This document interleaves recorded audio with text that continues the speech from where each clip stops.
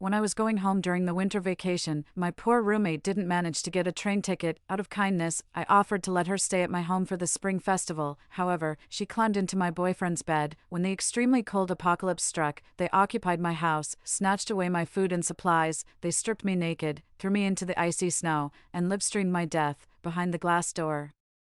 They killed the cat that I had raised for 10 years and eat hot pot with its meat while laughing. As I cried and pleaded, my roommate said, "You were so high and mighty when you sponsored me. This cat probably cost you more than what you spent on me. I'll have a good taste of it today." Just before I died, filled with hatred, I heard a voice, "Master, I wish I could protect you." Woo-woo. I still didn't manage to get a ticket. How can I go home for the spring festival? Vera's soft complaint reached my ears. Looking at the desk with the bed above it in front of me, I was holding my beloved Jojo. Tears suddenly welled up in my eyes. I was reborn and returned to the time before everything started. A childish voice suddenly came to my ears. "Master, don't cry." Jojo rubbed his head against my bosom. It was him talking to me. It must be that the cat god heard my wish. "This time, I will protect you." Jojo was a tabby cat that I rescued by the roadside. Although he wasn't precious or beautiful, he was the apple of my eye. He was smart and well-behaved, and he was very human-like. He had accompanied me for a full 10 years. Sometimes, I would bring him to the dormitory to play, and my roommates all liked him. Now, he was reborn with me. I looked at my roommates around me. Sure enough, only I could hear Jojo's voice. In my previous life, when I heard that my roommate Vera didn't get a ticket, I immediately invited her warmly to stay at my home during the winter vacation. She happily hugged me and said that I was her best friend in the world. At that time, I was so stupid to believe it. How ridiculous. Now, seeing that I didn't say anything, Vera chatted with my roommates for a while, then bit her lip and took the initiative to ask me, "Sable, I didn't manage to get a train ticket. I can't go home. If I stay at the school, I'll be the only one in the dormitory. I'm a bit scared. Can I stay at your home for a few days?" Before I could answer, Jojo already wrapped his little cat paws around my neck and said anxiously, "Don't agree to her, don't agree to her." My heart ached, and I hugged Jojo tightly and flatly refused. Jojo is shy around strangers and doesn't like strangers staying at home, too. "Sable, if you don't want to, you should find a better excuse." The roommate who had just chatted with Vera stood up for her. "Everyone knows that Jojo isn't shy at all and even follows you to the dormitory." Vera's eyes suddenly turned red. "Sable, did I do something wrong to make you angry? If it were before, I would definitely apologize and coax her, but now, I don't want to say a word to her. Just staying in the same dormitory with her makes me feel sick." "Sable, I know you're a local and don't have to struggle to get a ticket like us from other places, but I can't get a ticket.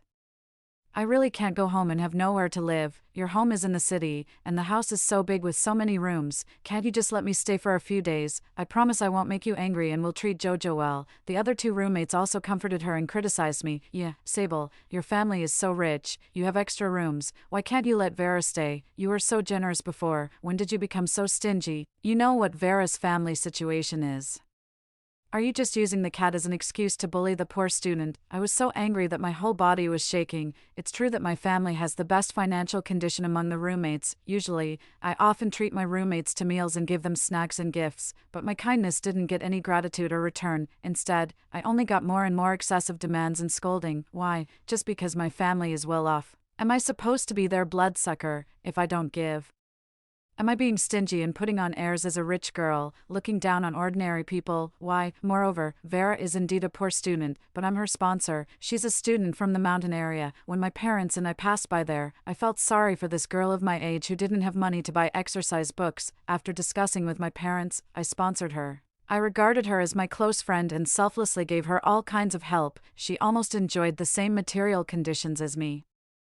She wore trendy brand clothes that she asked from me, used my famous brand skincare products, and had the latest iPhone, whereas the look of a poor student. At this moment, I regretted it so much. I actually raised this ungrateful wretch for so long and even got Jojo involved and lost our lives. Amid the blame from several roommates, Jojo in my arms suddenly jumped onto the table, fluffed up his fur in the direction of Vera, showed his fangs, and hissed loudly, "Meow, hiss." They were immediately stunned. Vera awkwardly reached out to touch Jojo. "Ah, what's wrong with Jojo?" Jojo swiped at her with his paw. "The bad woman who bullied Mom and killed me. Go away." 3. Vera let out a scream. Several scratches appeared on her hand, and it was bleeding. The two roommates also exclaimed and showed their concern for her. They treated her wound and comforted her. They couldn't see that Vera stared at Jojo with hatred in her eyes. I remembered that in my previous life, at first. She pretended to be friendly and tried to please Jojo, but Jojo never liked her. Later, when the extremely cold apocalypse came and she occupied my home, she completely tore off her disguise and took out all her emotions on Jojo. She would beat and scold Jojo whenever she had the chance. In the end, she even killed Jojo, skinned him, and used his meat to eat hot pot. I hugged Jojo tightly. It's not an excuse. Jojo just doesn't like her. The two roommates were about to say something, but Vera said pitifully, "It's okay if Sable doesn't want to. Don't affect the harmony of the dormitory because of me." Vera took out her phone and said coquettishly with a round look, "Then I'll have to stay at my boyfriend's place. I didn't want to do this so soon. It's so annoying." As she spoke, she sent a voice message to her boyfriend. "Brother, I didn't manage to get a ticket to go home. Can I stay at your place during the winter vacation? I'm telling you in advance. You can't do anything bad." The two roommates made a commotion, and they looked envious. You guys are so annoying." Everyone in the dormitory knew that Vera had a mysterious rich and handsome boyfriend, although no one had seen him. The latest iPhone and many brand-name clothes and bags in her hands were all given by this boyfriend. In my previous life, I also envied the deep relationship between Vera and her boyfriend. My childhood sweetheart boyfriend Kai would exchange gifts with me, but he rarely cared about me. It wasn't until they lived in my home and got together that I found out about their relationship. It turned out that the mysterious rich and handsome boyfriend that Vera mentioned was actually my childhood sweetheart boyfriend. When I saw that unbearable scene, I questioned them with sadness and anger. But Vera snuggled in Kai's arms and laughed triumphantly. "Sable, a few days ago, I made a bet with Kai. I wondered when you, the fool, would find out. We flirted in front of you for so long, and you didn't even know. You're so stupid. It's so laughable. It's not exciting at all."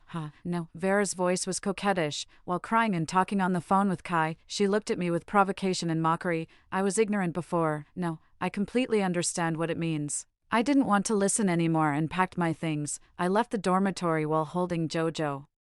In the corridor, I vaguely heard the sneers of my roommates. "It's just an ugly local cat. Does she really think it's precious and treat it like a treasure? What's there to show off? What do you mean Jojo doesn't like her? She's just heartless. She has such a big house but refuses to help her roommate. She pretended to have a good relationship with you before. How hypocritical," Vera pitifully explained. "Don't say that about Sable. Maybe I did something to make her unhappy. You did nothing wrong. She's just delicate. She looks down on us just because she has some money. She's so arrogant." As soon as I went out, they deliberately said those words for me to hear. I was so wronged and angry that my whole body was shaking. Jojo in my arms put his soft little cat paws on my chest and rubbed his head against my neck. "They're all bad people. They only say bad things. Mom, don't listen to them." My heart warmed, and I hugged Jojo tightly. "Okay, Mom won't listen. Mom will only listen to Jojo from now on." I knew that I had more important things to do now. Soon, this winter vacation will turn into an extremely cold apocalypse. I have to prepare as soon as possible. This time, I will definitely survive with Jojo. Before I got home, my phone rang. As soon as I answered it, Kai's unhappy voice came. "I heard that you're acting like a spoiled young lady again, Sable. Not everyone has a wealthy family like yours. You should also be considerate of others' lives. Kai's family and my family live in the same community. He's my childhood sweetheart brother. He's a few years older than me and already working. Since we were young, he took care of me and watched over me like a real brother. During the growth process, I always looked at him, followed him, and chased after him. I don't know when. He was the only one in my eyes. After the college entrance examination, he finally agreed to my confession. I was overjoyed and even introduced him to my roommates.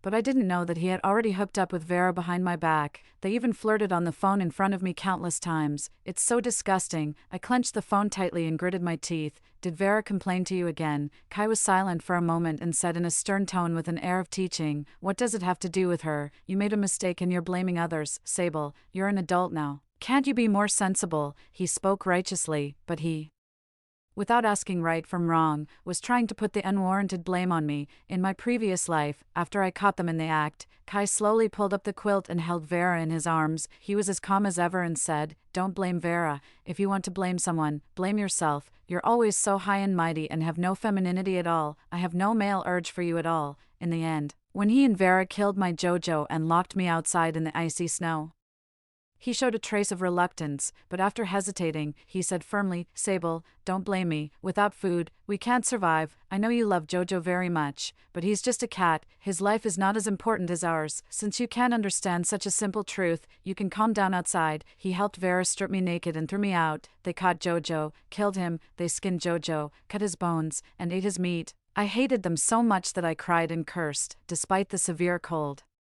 I desperately scratched the doors and windows, my nails were lifted, and the glass door was stained with blood. While Vera laughed triumphantly, she held her phone and live-streamed my death. I could even watch them use my JoJo to eat hot pot and have a feast. Finally, I was so cold and hungry that I fell to the ground with no more strength, my tears froze on my face, and I fell into the darkness of death. Meow. JoJo's shout brought me back to my senses. Mom, ignore this bad guy. We must eat him in the future. Kai also heard Jojo's voice and scolded, Is that Jojo? You've spoiled him. His temper is as delicate as yours. I was so angry that I said coldly, Jojo is my baby. What right do you have to talk about him? I hung up the phone directly. Kai's WeChat messages soon came. Kai, Sable, when did you become so rude? Kai, you must apologize to Vera.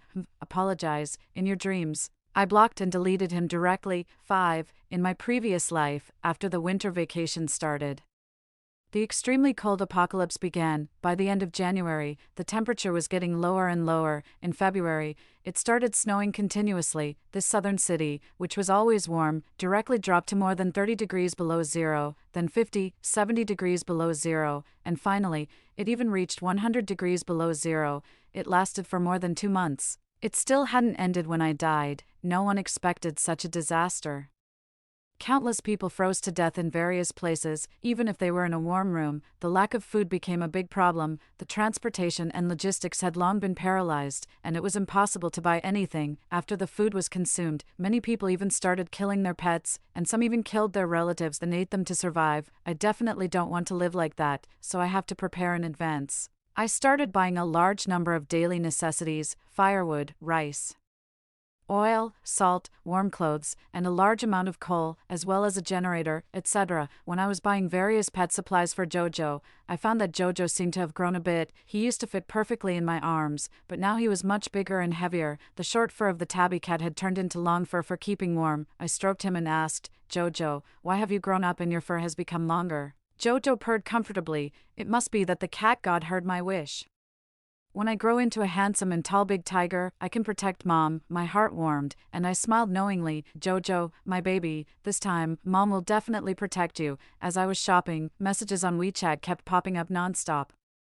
In the dormitory group, Vera had mentioned me and started a conversation. Vera, Sable, don't quarrel with Brother Kai because of me. It's all my fault. Vera, I don't know what exactly I did wrong for you to treat me like this. If you have any dissatisfaction, can you tell me? The other 2 roommates also frantically had mentioned me, all pleading for Vera. Between the lines, they were all blaming me. Did they really think I didn't know? I only had the 4-person dormitory group. But the 3 of them had a separate small group. In the past, even if I felt a bit uncomfortable, I endured it. But now, I couldn't stand it anymore and directly quit the group. Vera's private WeChat messages followed immediately. Vera, Sable, what exactly did I do wrong for you to treat me like this? Woo-woo, Vera, tell me, and I'll change. I'll also try my best to make Jojo like me. Vera, don't ignore me. Okay. I didn't reply to any of them. I could imagine that she would definitely send this humble private conversation to their 3-person small group, making the other 2 roommates accuse me, but after the initial sadness, I didn't care anymore. Not wanting to be pestered by her, I clicked into her moments and started taking screenshots of the designer bags, perfumes, and new electronic products she posted. Then I sent all the screenshots in a bundle to the counselor and several teaching affairs teachers. Sable, teacher, I want to report something. Vera from class 2, grade 3 is not actually a poor student, but she occupied the quota for poor students and fraudulently claimed the subsidies intended for them. Sable, files, Sable, these are her personal items posted on Moments. Besides, she uses all luxury goods and famous brands. I hope the teachers and leaders can verify this and correct the unhealthy atmosphere in the school. 7. I not only sent private messages to the counselor and teaching affairs teachers but also posted the information on the campus network. The luxury goods and famous brands that Vera showed off in her moments were far beyond what an ordinary college student could afford, yet she was indeed a poor student receiving subsidies. The students were immediately filled with indignation. This La Mer, this Chanel, this Burberry. I must be in the wrong place. Turns out I'm the real poor student. Is the threshold for being a poor student this high now? I wonder whose child of a leader was parachuted in. Isn't this the girl from our class? She always shows off her rich and handsome boyfriend, but in 2 years, no one has even seen him. She's so fake. Yuck, what are you talking nonsense about? Her quota as a poor student is real. These things were all given by her boyfriend. Don't talk nonsense if you don't know the truth. Oh, her mysterious boyfriend gave her so many things. Who knows if they're gifts or hush money for being his mistress? Don't you think it's too much to talk about a girl like this? Then show us the evidence. If she's really a poor student, where did these things come from? Since her boyfriend gave them to her, let her boyfriend come forward and show himself. Despite the protection of the two roommates, Vera deleted all the posts on her moments. She also changed her profile picture to pure white and her signature to "The innocent will be proven innocent." I muted all social media apps and focused on stockpiling supplies. With this kind of incident happening, the counselor and teaching affairs teachers would definitely check Vera's situation carefully. She would have to get all kinds of certificates and plead everywhere. Surely she wouldn't have time to bother me. Jojo didn't understand what was going on and pawed at my phone. "Mom, I'm hungry. I want those dried fish snacks from last time, and catnip too." Jojo had grown as big as a medium-sized dog. He slept a lot every day and ate even more. I hugged him and rubbed him hard. "What else do you want? Mom will buy everything for Jojo." I bought a longevity lock for Jojo and put it around his neck. I hope he can always be with me in this life, safe and sound, with a long and healthy life. 8. To withstand the extreme cold, stockpiling supplies alone was far from enough. In less than half a month, the temperature would start to drop rapidly. I began to draw up a renovation plan for the house. I would add heat insulation materials indoors and outdoors, replace the doors and windows with more airtight and warm ones, reinstall thicker curtains, and get various blankets. I would install solar power generation on the roof and place multiple generators indoors, at the same time, considering safety issues. I also needed to strengthen the security of the entire house. I finalized the plan with the renovation team, and the work would start tomorrow. When I got home, I shouted happily, "Jojo, Mom just finished a really important thing. This time, I definitely won't let you." But there came Jojo's hissing sound of confrontation from inside the house. Without even changing my shoes, I rushed in anxiously. "Jojo, what's wrong?" In the living room, Jojo was standing on the sofa, all fluffed up and facing off against two other people. Hearing me come back, Kai turned around and frowned. "Sable, what's going on here? You've piled up so many useless things. Are you planning to open a grocery store at home?" My house was now filled with all kinds of supplies and was in a complete mess. Vera tugged at his sleeve and said timidly, "Brother Kai, Sable isn't acting normal. She might be sick. Don't scold her. How dare they break into my house like this? Who gave them permission?" I felt cold all over and couldn't stop shaking. The scene of them occupying my house in my previous life seemed to overlap again. With red eyes, I asked angrily, "This is my house. Who allowed you to come in?" 9. As soon as he saw me, Jojo jumped off the sofa, stood in front of me, and growled at them, baring his teeth. He wanted to protect me. My nose twitched with emotion, and I quickly protected him too. But Kai criticized me unhappily. "The cat you raised has no manners at all." As soon as we came in, it started growling and wouldn't let us sit on the sofa. Vera added fuel to the fire beside him. "Brother Kai, don't you think this cat has grown a lot?" Kai didn't see Jojo often, only then did he notice. "Why has it grown so big?" Vera covered her mouth and pretended to be frightened. "Sable has raised this cat for 10 years. It's impossible for it to grow bigger. Could it have become some kind of monster? In my hometown, they say that if an animal raised for a long time gains spirituality and becomes a monster, it will harm and eat people. It has to be dealt with as soon as possible." Could Sable's cat also? They actually wanted to hurt Jojo. My eyes turned red with anger, and I picked up the vase on the table and threw it at Vera. Vera let out a scream and was pulled into Kai's arms. "Sable, are you really crazy?" Kai shouted angrily. "You've made a mess of the house, bought so many useless things, and you still treat this abnormal cat like a treasure. What on earth are you doing?" My chest heaved violently. "What am I doing? What I do in my own house is my own business. What right do you have to break into my house without permission?" Choked by my words, Kai awkwardly tried to justify himself. "Our parents exchanged spare keys before and asked me to take care of you. You haven't contacted anyone recently and even blocked me. Your boyfriend. Can you stop being so willful? That's why Kai and I lived in the same neighborhood. We had been childhood sweethearts, and our families had business dealings. Our parents often went on business trips. When the adults were away, we would take care of each other's children. But now, we were all adults and no longer needed such care. It's true that I ignored things at school and Kai, but I had always kept in touch with my parents. They clearly broke into a private house but still talked so righteously about doing it for my own good. They were simply shameless. Did my parents ask you to come see me? You still remember you're my boyfriend, but who are you hugging now?" 10. Kai was stunned by these words and reluctantly let go of Vera, but Vera started crying, looking pitiful. "Don't quarrel. It's all my fault. I asked Brother Kai to bring me here to apologize to Sable, but I didn't expect Sable to be so unwelcoming. I really don't know what I did wrong. Woo-woo." Kai immediately felt extremely. "Vera, you did nothing wrong. Sable's temper as a spoiled young lady is hard for anyone to bear. Sable, apologize to Vera right now, or I'll tell your parents what you've done. This was ridiculous. I sneered and asked, what do I need to apologize for? You broke into my house without permission. Do you think I won't call the police? Kai scolded with a dark face. How dare you ask? You reported Vera for occupying the poor student quota at school and spread rumors about her having an improper relationship with others. Do you know how much harm this does to a girl? You're a girl yourself. How could you do such a vicious thing? Vera grabbed Kai's arm, forced a pitiful smile through her tears, and said softly with a sob, Brother Kai, stop talking. Sable is your girlfriend. Don't ruin your relationship because of me. Sable must have some misunderstanding. Even if I lose the poor student subsidy, I'll find a way on my own. What they said, it doesn't matter.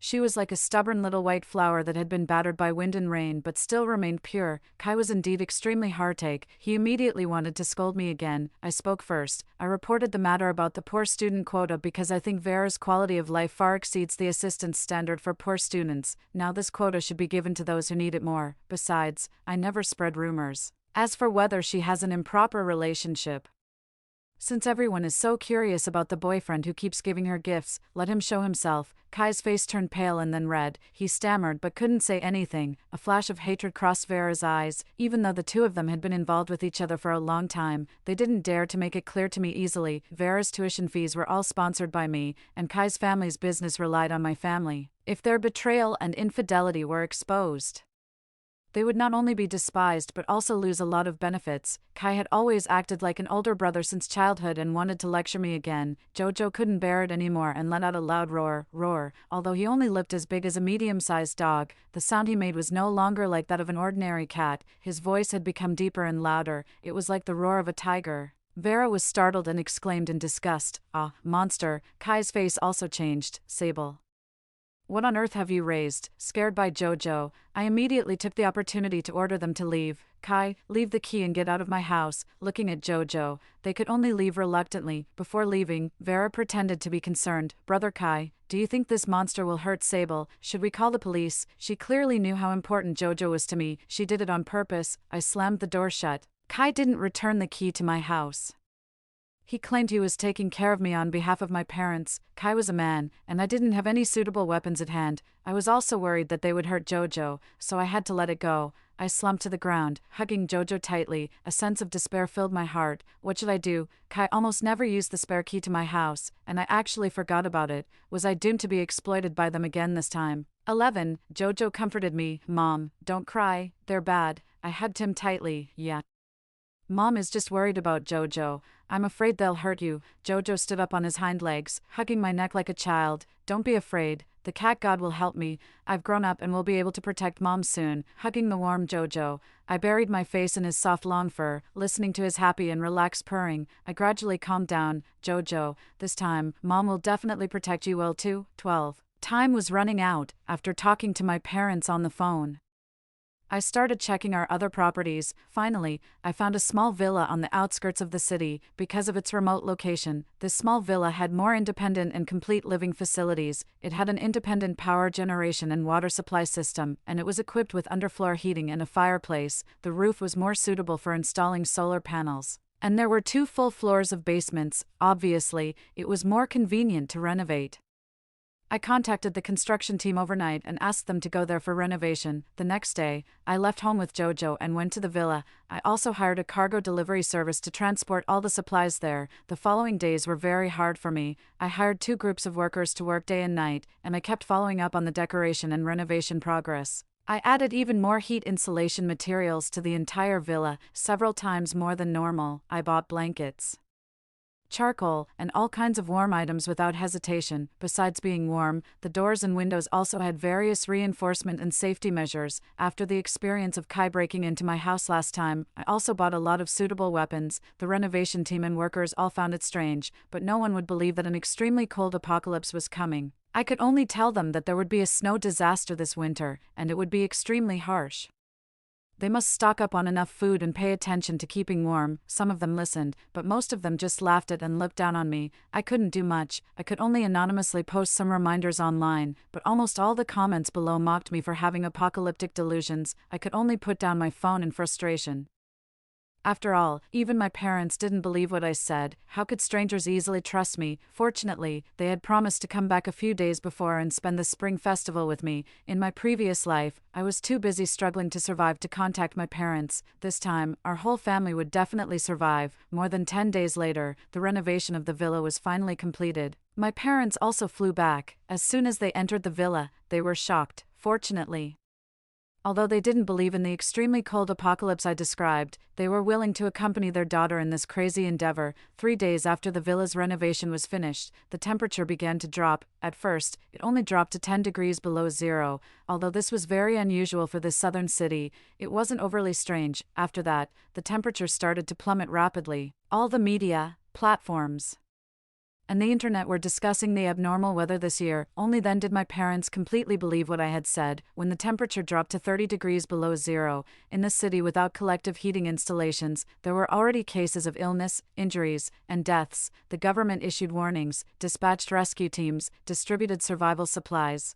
and urgently built bases to shelter affected citizens. However, human strength is vary in the face of extreme natural environments. The continuous heavy snowfall lasted for several days, and everything in the city was frozen. Even though the water and electricity supply remained normal, many people still froze or starved to death. I had stockpiled a large amount of food and warm clothing, which was enough for our whole family, including Jojo, to live comfortably. My parents had also suggested donating some supplies. But having experienced the extremely cold apocalypse once before, I knew how terrifying human nature could be and quickly stopped them. In my previous life, my kind act of sharing not only brought no rewards but instead led to my death at the hands of Vera and Kai. They didn't even spare my Jojo. Fortunately, everything was different now. Jojo had grown very large. He looked even bigger than a tiger, and his fur was extremely thick. He wasn't afraid of the cold at all.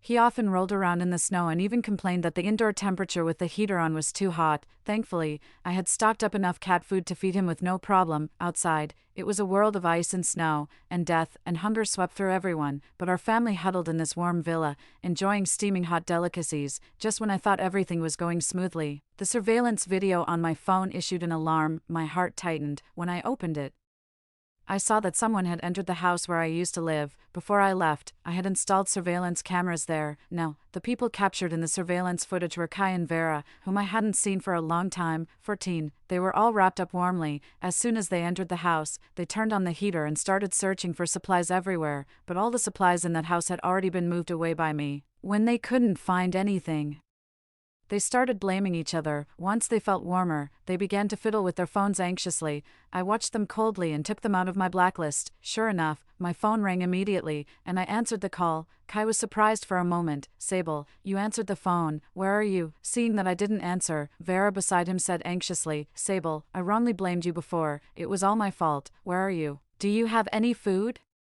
I'm really worried something happened to you. Kai also said patiently, Sable, how are you now? Do you want to join us? We have a lot of food here. Their voices sounded sincere. If I hadn't seen their difficult position and emaciated appearance in the surveillance footage, I might have thought they really wanted to help an old friend. I flatly refused. No need. I'm not short of anything, but do you really have a lot of food? The two people in the surveillance footage froze immediately.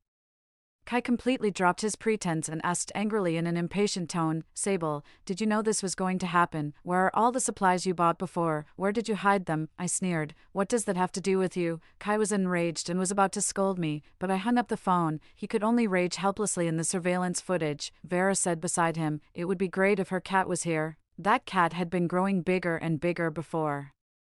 If we slaughtered it for meat, it would at least last us 10 days or half a month. I was furious. I couldn't let them get away with it, so I found a video of our family watching the snowscape and eating hot pot by the fireplace and sent it to them. As expected, Kai and Vera flew into a rage. WeChat messages poured in, quickly the screen. At first, they bombarded me with crazy questions, then they begged and pleaded, constantly reminiscing about our past friendship.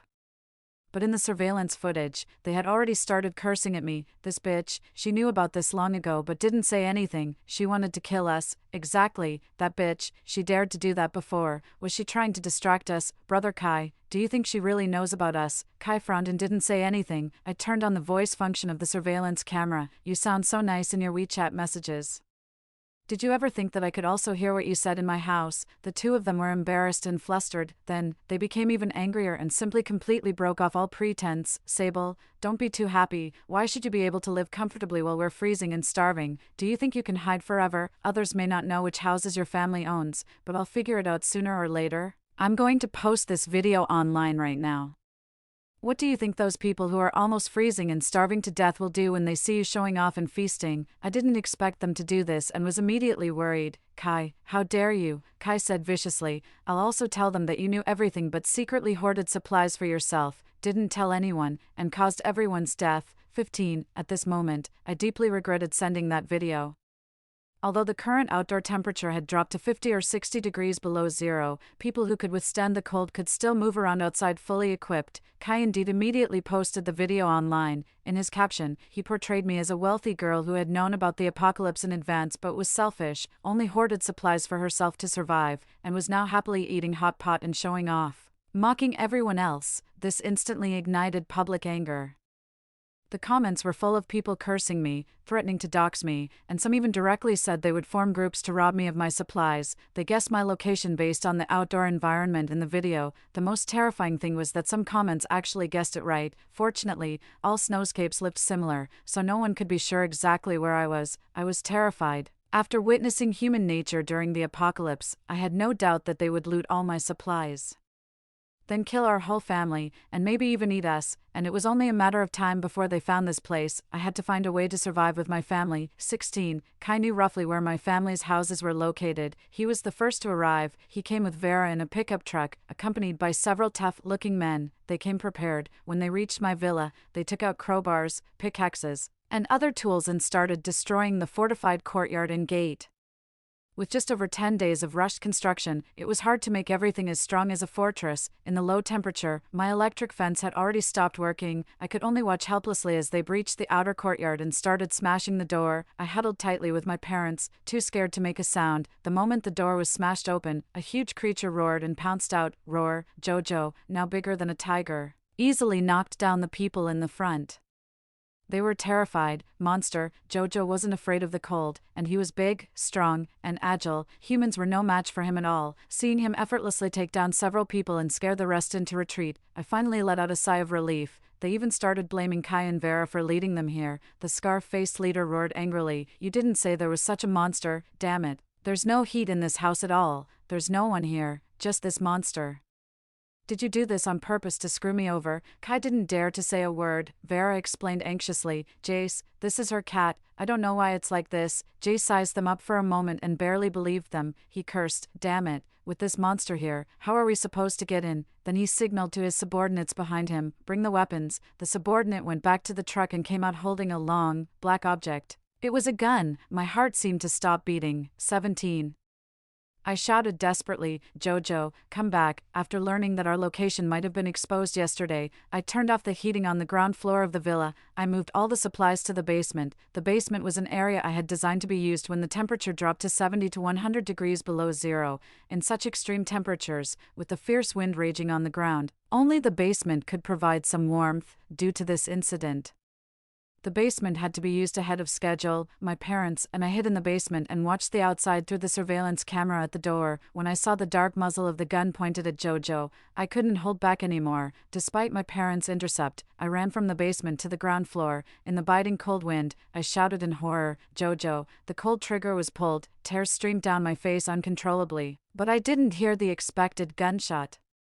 Jojo slapped those people to the ground with one paw and turned to ask me, Mom, why are you here? I told you, the cat god heard my wish. I can protect you all by myself. My tears froze on my face, stinging painfully. Thankfully, it seemed that the terrifying gun had also frozen up. My legs went weak, and I slumped to the ground. Kai and Vera heard my voice and shouted, trying to say something to me. But Jojo attacked them even more fiercely. Screams rang out one after another.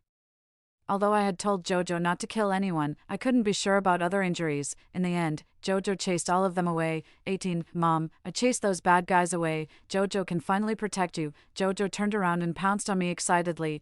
I was pressed under his thick fur and reached out to hug him back. After repelling Kai and Vera, the shadow of death hanging over us finally seemed to dissipate, holding Jojo. I cried my heart out. 19. Later. The temperature kept dropping until it reached 100 degrees below zero. Not only were all means of transportation completely frozen, but the signals also cut off. No one could reach this place in such weather anymore. Our family lived in the warm basement. Jojo was the tabby cat I rescued by the roadside. Kai and Vera went to my house again later. They were probably punished by Jace. They walked limpingly, were covered in dirt, and had injuries on their faces. They kept pleading with me through the surveillance camera, asking me to take them in for the sake of our past relationship. I ignored them. I watched as they went from begging to blaming and scolding each other in an attempt to curry favor with me. Finally, due to the lack of food, they started killing each other. In the end, they didn't have the strength left and froze to death together, looking at their stiff and ugly corpses. I turned off the surveillance camera. Half a year later. The temperature began to rise. It finally returned above zero. The ice and snow melted. The extremely cold apocalypse finally ended. This time, I survived. Together with everything in this world, I welcomed a new beginning. Story 2. I'm Cynthia. Due to the pandemic, my company dissolved and I was left with a severance pay of $50,000 to just idle at home. It's been 8 months since I lost my job. I've been married for 6 years, have a rambunctious 4-year-old named Tommy. And my husband Benson and I, who were middle school classmates, moved back to our small, 18th-tier hometown after having our child. Being unemployed for a while, I felt quite unstable lately, constantly oscillating between self-motivation and self-doubt. Recently, I've become engrossed in mindless zombie apocalypse stories. After dropping Tommy off at school, I return home to continue my laid-back lifestyle, lounging on the sofa and devouring more apocalypse narratives. Remembering that breakfast was still warming on the stove, I fetched it and made myself a comfortable cup of coffee to enjoy as I relaxed. I heard the ping of a message on my phone but didn't pay much attention. Holding my breakfast, I returned to the sofa and saw a message from an unknown number. 10 days until the zombie siege. I casually tossed the phone aside, munching on my breakfast, thinking about how unsafe the internet has become after following zombie stories for a while.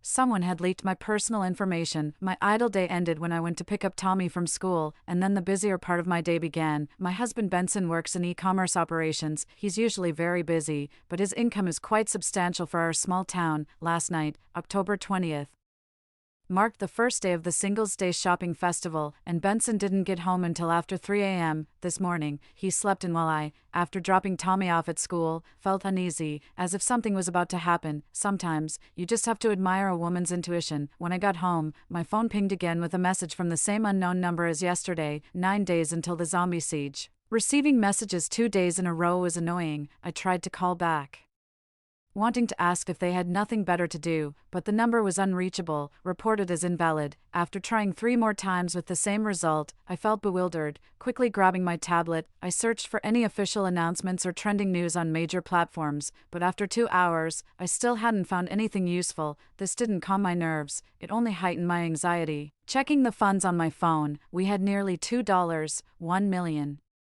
Savings from 8 years of work between Benson and me, intended for buying a house in the city to provide Tommy with better educational resources. As I pondered this, Benson woke up and asked me what I was daydreaming about. I handed him my phone to show him the messages I had received over the past 2 days, mentioning that while the sender could send messages, the number was unreachable when I tried to call back. Benson also tried calling a few times, only to receive the same invalid number message. 2. Stocking up on supplies. Both of us sat in silence before Benson spoke. Let's go rent a house in the new city we were planning to buy, but under these circumstances, renting is cheaper. We'll use the remaining money to stock up on supplies. Currently, we live in a self-built house by my parents at the urban-rural fringe, densely packed and poorly planned. If a zombie outbreak really happens, it would quickly fall. No sooner said than done.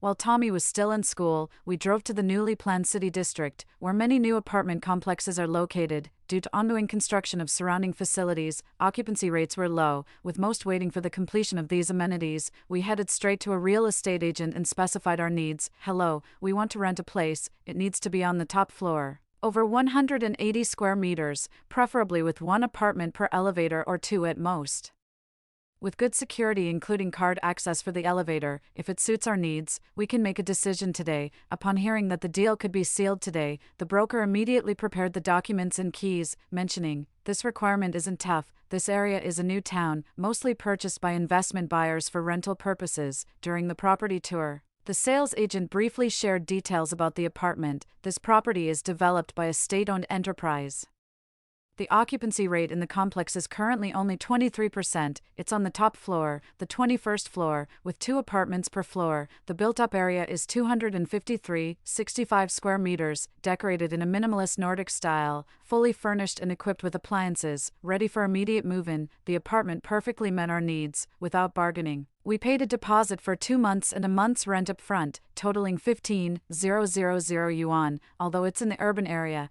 it's in a 4th-tier city, so the rent isn't too high. After the broker left, I silently noted the details of the apartment. 1. The front door is a double security grade door with a steel plate, fairly secure, requiring no replacement but needing an addition of a smart peephole and surveillance system. 2. All the windows currently have standard insulated glass, which needs to be replaced with bulletproof glass. The total thickness of the new installation, including an invisible steel wire anti-theft net, needs to be over 35 millimeters. 3. The existing curtains need to be replaced with thicker blackout curtains, and an extra set should be ordered as their light blocking ability might deteriorate over time. 4. The whole house has a water purification system, but spare filters and purifying agents still need to be purchased. 5. The storage space in the house is insufficient. Additional storage racks need to be ordered. 6. The apartment lacks solar panels, necessitating the purchase of solar energy equipment and storage batteries. After analyzing the property, we left and changed the entry code. On the way to pick up Tommy from school, we grabbed some snacks as we hadn't eaten all day. How do I know about these renovation details? Before I was unemployed, I worked for 8 years in cost estimation, and I'm fairly familiar with building structures. Benson, driving, told me, I'll handle the renovation tasks and stockpiling for now. I still need to return to my company in the next few days to finish my current projects and hand over my responsibilities, then I'll apply for annual leave. I gladly accepted the arrangement. The next day, after dropping Tommy at school, I received a mysterious text message, 8 days until the zombie siege. Calls to the number still returned a number not found message. I immediately contacted a familiar window installer to help measure and replace the glass and install the invisible steel wire anti-theft nets, explaining that with a child and planning to get a husky, the current windows were unsafe as the child and dog might accidentally fall through. I told the installer, we're eager to move in, I hope it can be done in the next 2 days. The installer confidently assured me, you can count on me. After paying a deposit of 50,000 yuan, I stopped by a neighboring home improvement store to order storage racks. I drew a rough blueprint for the owner, specifying the dimensions and quantity, and stressed the urgency, hoping for delivery in the next 2 days. I paid a 5,000 yuan deposit. Next, I headed to a curtain store, chose the designs, and took the store owner to my home to measure the windows. I mentioned the urgency again, hoping for installation within the next couple of days, and requested an extra set for a friend who bought the apartment across from mine but was too busy to shop herself. After paying a 10,000 yuan deposit, the owner agreed to install them by the next evening. After seeing the store owner off, I stopped at a convenience store for some bread and bottled water for lunch. After a short break, I went out and bought 6 sets of 6,000 W solar generators with 600 W wind turbines, a hybrid wind-solar power system. I installed 3 sets and kept 3 as backups. I also purchased an additional 8 storage batteries, paying another 50,000 yuan deposit, and scheduled the installation for tomorrow, October 23rd, non-stop. I went to pick up Tommy from school. Benson was working late and wouldn't be home for dinner, so I took Tommy to his favorite tea restaurant, considering we might not be able to enjoy it in the future. After Tommy fell asleep that night, I started making a stockpile list, as today was already the 22nd. And according to the mysterious text, only 8 days were left until the zombie siege. The stockpiling channels would primarily be major shopping platforms and supermarkets, with the following items on the list: batch purchases from online and physical stores, 50 bags of rice, 30 kilograms each, 100 packs of noodles, 3 kilograms each, 30 bags of flour, 10 kilograms each, 5 boxes of salt, 20 drums of oil, various seasonings, 2 boxes each, 25 boxes of self-heating hot pots, 25 boxes of self-heating rice meals, and 50 boxes of various instant foods like instant noodles, hot and sour noodles, and snail noodles, including sausages. Additionally, 10 boxes each of military canned goods and compressed biscuits, and 10 bags each of green and yellow beans for making bean sprouts and other bean products. Online purchases include 10 tubes of face wash, 10 sets of skincare products, 30 boxes of face masks, 30 boxes of tissues, 30 packs per box, 30 boxes of toilet paper, 30 rolls per box, 30 boxes of sanitary pads of various sizes, 10 bottles of shower gel, 10 bottles of shampoo, 10 bottles of laundry detergent, and 20 sets of toothpaste and toothbrushes, 15 adult sets. Here is the translation of the text you provided. For children, we have 5 sets of drool-worthy items. 20 boxes of bottled water with 10 bottles per box, 300 rolls of face towels, and 500 disposable compressed towels.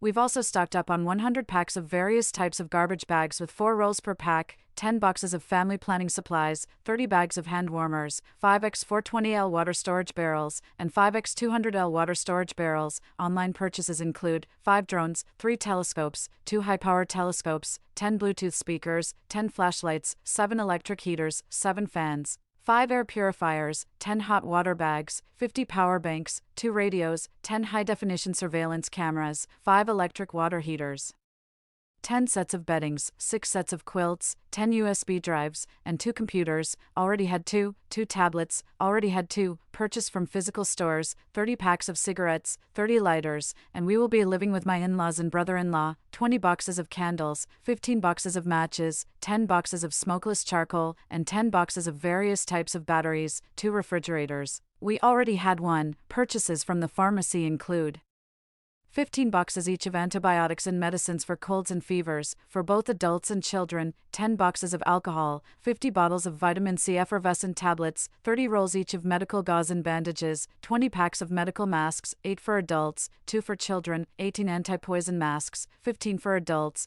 3 for children, 8 buckets of disinfectant, a box of floral water, a box of essential balm oil, and 10 packs of cotton swabs. From the wholesale market, 20 chickens, 50 bars of fresh frozen fish, 20 pounds of beef, 10 pounds of lamb, 50 pounds of pork, 10 trays of eggs, 30 eggs per tray, and 5 pounds each of tomatoes, cucumbers, sweet potatoes, carrots, and other vegetables, along with various seeds and 10 bags of planting coconut coir. From the water station, 150 buckets of 18L bottled water. From the supermarket, 20 boxes of 5L bottled mineral water, 4 bottles per box, 20 boxes of 555 milliliters bottled mineral water, 24 bottles per box, 10 cans each of children's and adult milk powder, 10 boxes of room temperature milk, and 2 boxes each of various beverages like sparkling water, cola, Sprite, and tea drinks. We also bought 3 boxes of spirits, which can be used for disinfection. After organizing everything, it turns out there's quite a bit to buy. I immediately opened various online shopping platforms to make purchases, with the goal of using various credit facilities. All the addresses listed are our home at the urban-rural interface. After the goods arrived, they were moved to the new house to avoid drawing attention. The online purchases cost a total of 300 yuan. After placing the order, the credit limits on my accounts were nearly maxed out, and I dozed off on the sofa, sleeping restlessly through the night. The calm before the storm, the alarm clock rang, and with a groggy head, I rushed to drop Tommy at kindergarten, starting another busy day. A text from an unknown number arrived on schedule. There are 7 days left until the zombie siege. I tried to call back, but it was still a disconnected number. While having breakfast, I pondered our next steps to ensure maximum safety for my family. The sky was clear with floating white clouds. My train of thought was interrupted by the ringtone of my phone. The glass installer said he would arrive in 40 minutes to fit the glass. So, today's plan is to go to the new house and start setting up our security measures. At the community gate, I waited for the installer because materials needed the homeowner's signature for entry. At the convenience store at the community gate, I bought 2 boxes of mineral water and 2 packs of cigarettes for the installer to drink. Once home, the installer immediately began the work of dismantling the old windows and installing the new ones. I sat on the sofa, continuing to think about the next steps. Soon after, the custom storage racks were delivered to the community gate, requiring my signature for acceptance. There were 5 3-tier storage racks, which I had the installer place in one of the empty rooms for later sorting of goods. After verifying there were no issues, I transferred the remaining 12,000 yuan to the installer. Lunchtime arrived quickly. I ordered takeout and shared a meal with the few glass installers.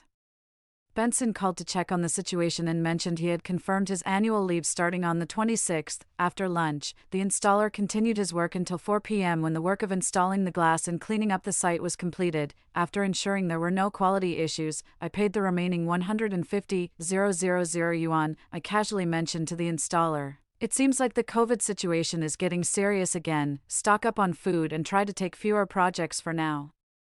The installer responded, "Okay, sure, this situation has been on and off for several years. Whether he would actually follow through is another matter. Some things are better left unsaid, as speaking out could bring trouble. It's best to leave it at that." I also contacted the solar panel installer and the curtain shop owner, confirming their arrival tomorrow morning at 10 a.m. Before leaving, I silently wished the house, "Hope you can keep us safe in the days to come." When I returned home, Benson had already picked up Tommy. Looking at the list of supplies I had made last night, he mentioned, "We also need to prepare some defensive tools like cartridge stoves and portable gas canisters for major uncontrollable crises, as natural gas, water, electricity, and network basic life facilities may also be disrupted." While Benson cooked, I immediately ordered 10 cartridge stoves, 1,500 portable gas canisters, 5 carbon stoves, and 200 pounds of smokeless carbon on the shopping app.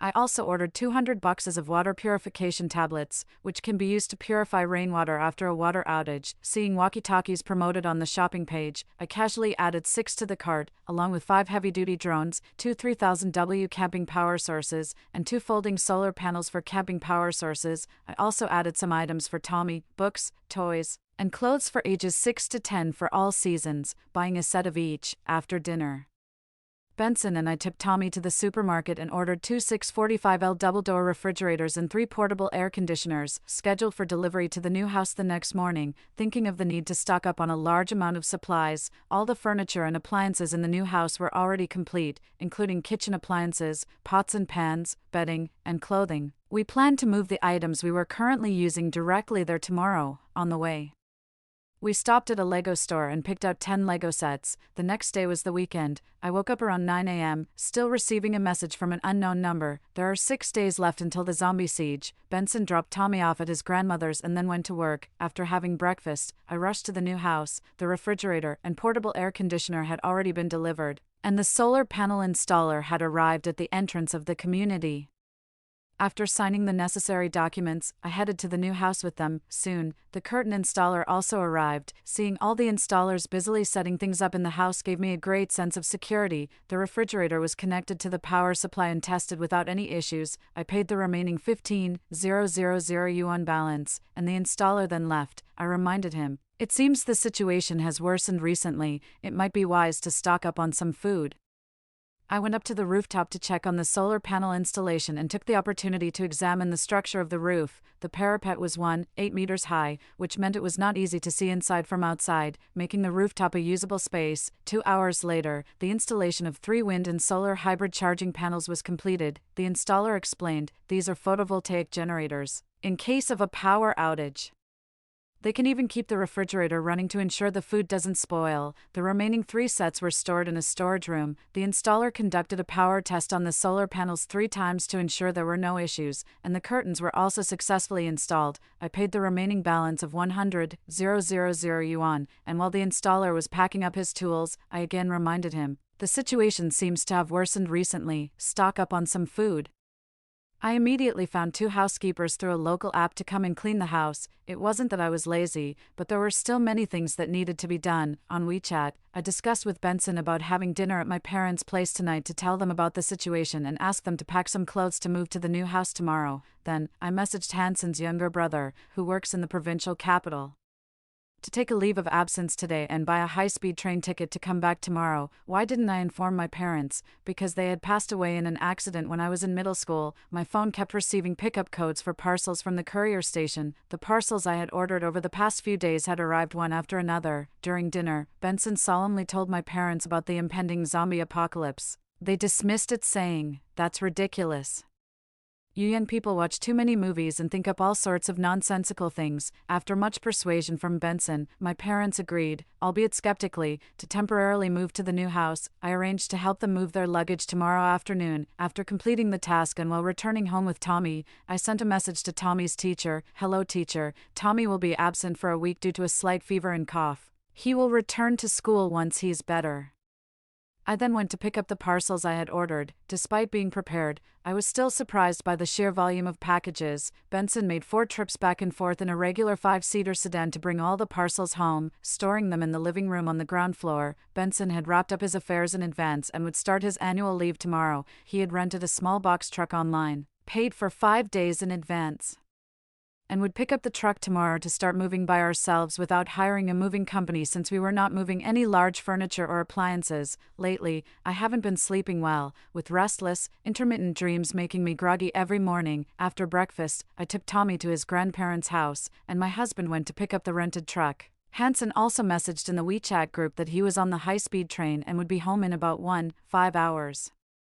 A message from an unknown number on my phone read, "There are 5 days left until the zombies besiege the city." As the days mentioned in the message drew closer, an inexplicable anxiety and fear grew within me. Benson and I moved back and forth, moving items to the new house, which was still in the midst of renovations. Due to the low occupancy rate in the community, our activities didn't attract much attention. When I gave 2 packs of cigarettes to the security guard, I mentioned, "We'll be moving over the next 2 or 3 days, and we have quite a lot of stuff. Sorry for the inconvenience." After that, the security let our car pass without any further checks. With Hansen's help in the afternoon, our pace significantly increased. I packed the essential items at home while Benson and Hansen handled the heavy lifting. We finished the planned day's work 3 hours ahead of schedule. Our family of 6 gathered in the new house and held a brief family meeting. My in-laws' attitudes had changed, and they joined us in our stockpiling efforts. We went out for a hot pot dinner together. We arrived at the largest supermarket in the city center to do some shopping. Our group of 6 split into 2 teams. My team, including Benson and Tommy, headed straight for the home goods section where we informed the staff that we were contractors preparing to start work on a new building project and needed to purchase a large quantity of household items.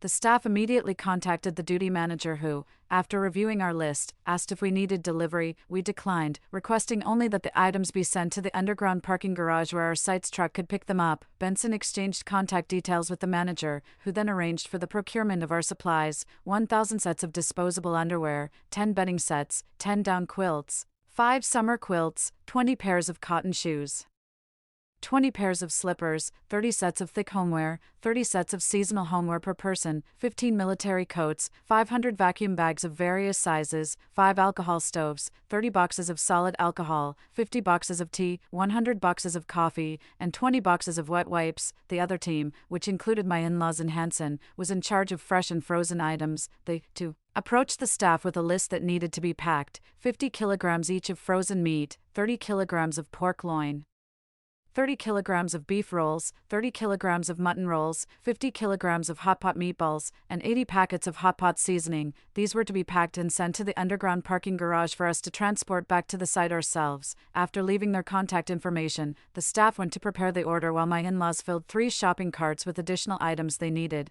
Once everything was paid for and packed into 5 shopping carts, the staff helped load everything onto our truck along with the other purchased items. We then left the supermarket and browsed other stores in the mall, stopping at an outdoor equipment store where we picked up 6 climbing ropes, each 100 meters long, 8 sleeping bags, 3 tents, 30 sets of waterproof jackets of varying thickness, 18 pairs of waterproof hiking shoes, 10 baseball bats, and 10 telescopic stun batons. After loading the outdoor gear into our vehicle, Benson and my father-in-law received calls from the supermarket staff informing us that our items were ready for pickup. Benson went back to the supermarket to settle the bill while we checked the quantity of the goods in the parking lot. Once confirmed, we drove the truck back home. We moved everything upstairs, stored perishables in the refrigerator, and left the rest to be sorted out later since the new house had 5 bedrooms and 3 bathrooms, allowing everyone to take turns quickly.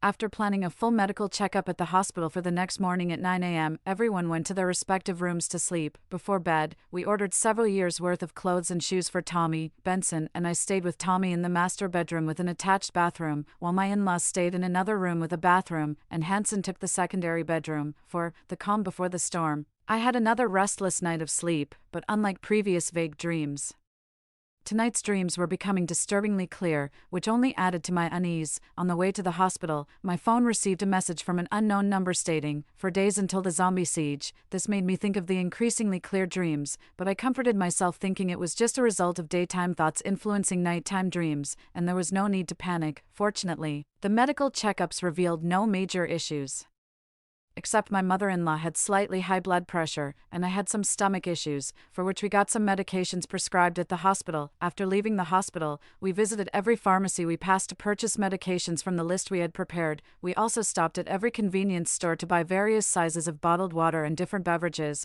loading them directly into the truck. We visited 3 water stations, ordering 50 barrels of 18L water at each scheduled for pickup later that afternoon, explaining again that it was needed for the construction site. The station manager saw our truck and raised no suspicions. With the truck filled again, we decided to head back to our new home to unload. After unloading, my in-laws mentioned that they needed to return to their hometown to prepare some things. Hansen also suggested installing 2 filtered water tanks on the roof, which could be used to collect rainwater in case of water outages. The in-laws went back to their rural home in town and bought 30 free-range chickens and 20 ducks from their farm, which were processed on their behalf. They also bought 50 kilograms each of pork, beef, and ribs, all cut into pieces and packaged. At the cured meat store, they purchased a total of 100 kilograms of various cured sausages, cured meat, and dried fish, which can be stored for a long time. At the agricultural market, they bought cabbages, kales, kelp, radishes, and various other vegetables suitable for pickling, along with 15 boxes of vinegar, 10 kilograms of chili powder, 15 kilograms of sugar, 1 box of each type of seasoning, 50 highly sealed pickling jars, and some seeds and nutrient soil for vegetable and fruit cultivation. Thinking of their grandson Tommy, who is growing, they bought an additional 20 Lutein chickens, 2 breeding boxes, 30 bags of chicken feed, 30 bags of bedding, and 2 incubators. In the afternoon, Benson and Hansen went to 3 water stations to borrow carts to transport bottled water, while I stayed home with Tommy organizing the plethora of supplies. Except for a narrow path, the living room was filled to the brim. After shifting things around a bit, I made a small space for Tommy's building block table, letting him sit there to play while I started the lengthy task of sorting supplies. 4 hours later, Benson and Hansen had transported all the water back. They then drove to town to pick up the in-laws, and by the time they returned it was nearly 8 p.m. Everyone was famished. After unloading the supplies and storing the meat in the refrigerator, we headed out to a tea house for dinner. After a busy day, everyone began their nightly routines before heading to bed. Before sleeping, I left my computer and tablet on to download various TV shows, movies, variety shows, and ebooks onto USB drives. The next morning, I found out that Benson and Hansen had already left, though I wasn't sure what they were up to. After breakfast with Tommy and my mother-in-law, I gave Tommy the tablet to watch cartoons. Checking my phone, I received an unfamiliar message saying, 3 days until the zombie siege. Putting down my phone, my mother-in-law and I continued to organize and label the supplies, arranging them in chronological order for easy access. Looking at the abundant supplies, I marveled at how 3 cobblers with their wits combined equal Zhuge Liang, realizing that many items were still unprepared. After a full day of organizing, the supplies were well sorted. By evening, Benson and the others had brought back 200 bags of cat litter, 8 rolls of soundproofing cotton and glue,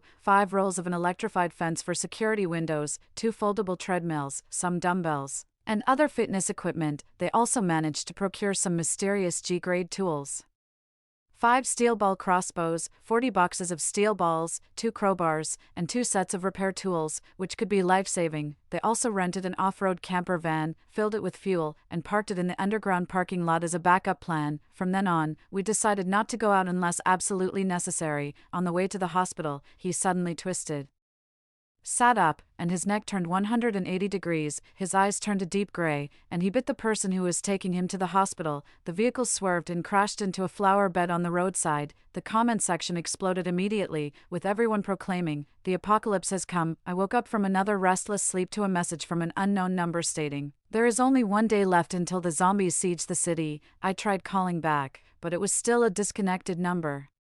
Looking at the unusually gloomy sky in the south, and thinking about the increasingly vivid dreams I've been having recently, I realized I could only take things one step at a time. I continued searching for clues on various platforms. Last night's video was nowhere to be found. Online, everything seemed peaceful and prosperous, but I knew that the greater the secrecy, the bigger the impending event. Watching the gloomy weather and facing unknown fears, I felt an inexplicable panic.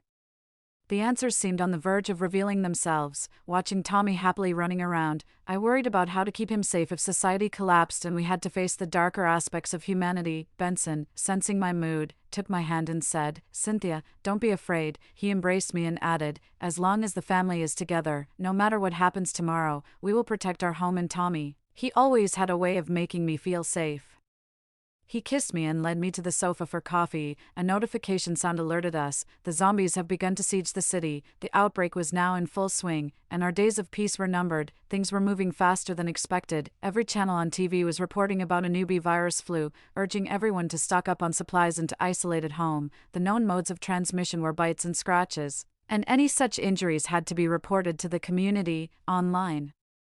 A user named Dr. Haha posted, "This virus is fierce, spreading quickly between living beings. From injury to infection, it only takes 2 to 3 minutes. Once infected, individuals exhibit abnormal behavior, a craving for blood, sensitivity to sound and light, an absence of pain, and increased strength. Currently, there are no treatment options available in hospitals, which are now being infected. I want to flee. But my duty tells me I must face this. If I don't update anymore, then I hope everyone stays safe through this virus." We immediately had a family meeting and shared the information we saw on TV and online. My mother-in-law said, "We are well prepared with supplies. As long as we don't go out, we'll be safe." My father-in-law remarked, "It's probably not going to be that simple. It looks like our peaceful days are numbered," watching Tommy play at home. I was relieved that Benson Hansen had soundproofed the necessary areas in the past few days, I mentioned. "I asked the property management yesterday, and above the 15th floor, we are the only residents. Let's lock up the fire exits from the 16th floor onwards." The 3 men in the family took heavy locks and door stoppers to secure the fire exits from the 16th to the 21st floor and also locked the door leading to the rooftop.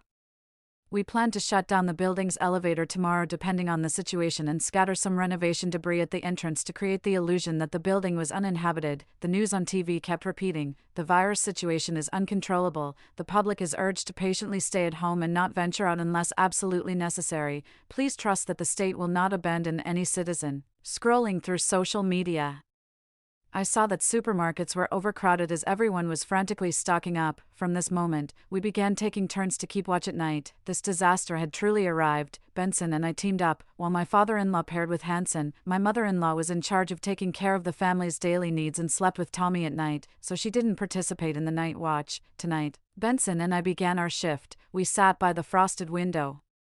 Lifting a small corner of the blackout curtain, we mounted the binoculars on a tripod at the window. Starting our first night of vigilance, Hansen handed us his phone, showing us a video from a workgroup chat. On the main road through the city, a man was sprawled on the ground, his arms bulging with veins as his body convulsed dramatically. Suddenly, he leaped up and charged towards the crowd of onlookers. The chat group with over 300 members exploded in an instant. "This isn't just a virus. This is a damn zombie apocalypse. Zombies are here. It's the end of days. Everyone start hoarding supplies," I said. This disaster has ultimately arrived, and shared with them the dreams that had been becoming clearer to me over time. The mood turned somewhat somber. Hansen went to his parents' room, informed them about the situation, and advised them to rest early as they were in for a tough battle ahead. Benson and I stayed up all night. But nothing happened in our community. The most activity we saw was residents moving in and out to buy and store supplies. Grandma got up early to make breakfast and said with concern, "Eat up and go to sleep." When I woke up in the afternoon, my reticent father-in-law was busily checking everything inside and outside the house. Grandma was still napping with Tommy, and Housie was operating a drone to scout the main road outside. We ate self-heating hot pot while watching the drone footage. The streets that were bustling just yesterday are now in chaos. The lively malls have turned into scenes of devastation. People who were just yesterday fathers, mothers, and children are now bloodthirsty monsters devoid of pain and emotion. Noticing that the gates to our community were locked and no one was allowed in or out, we felt temporarily safe. After finishing the hot pot, I stopped the elevator on the 21st floor and cut the power, irresponsible to others, perhaps.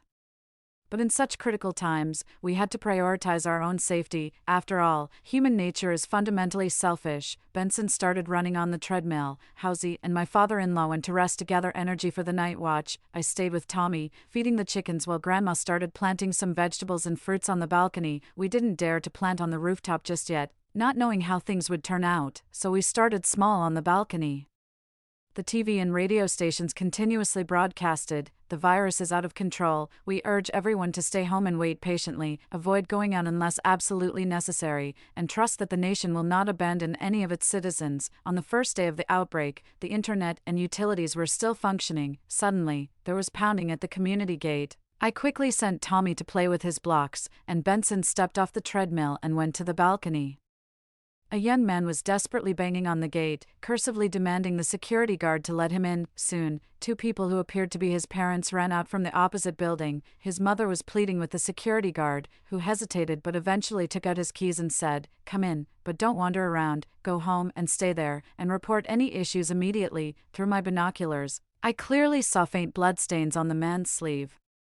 The sound of his banging had already attracted many zombies toward us, chilling me to the bone. Just as the security guard opened the gate, the man mutated. His mother, oblivious, happily walked him home. Just inside the community, he bit into his mother's shoulder. The security guard ran back to his booth to grab something to restrain them and call for help. The man's father realized what was happening and tried to separate them, but it was too late.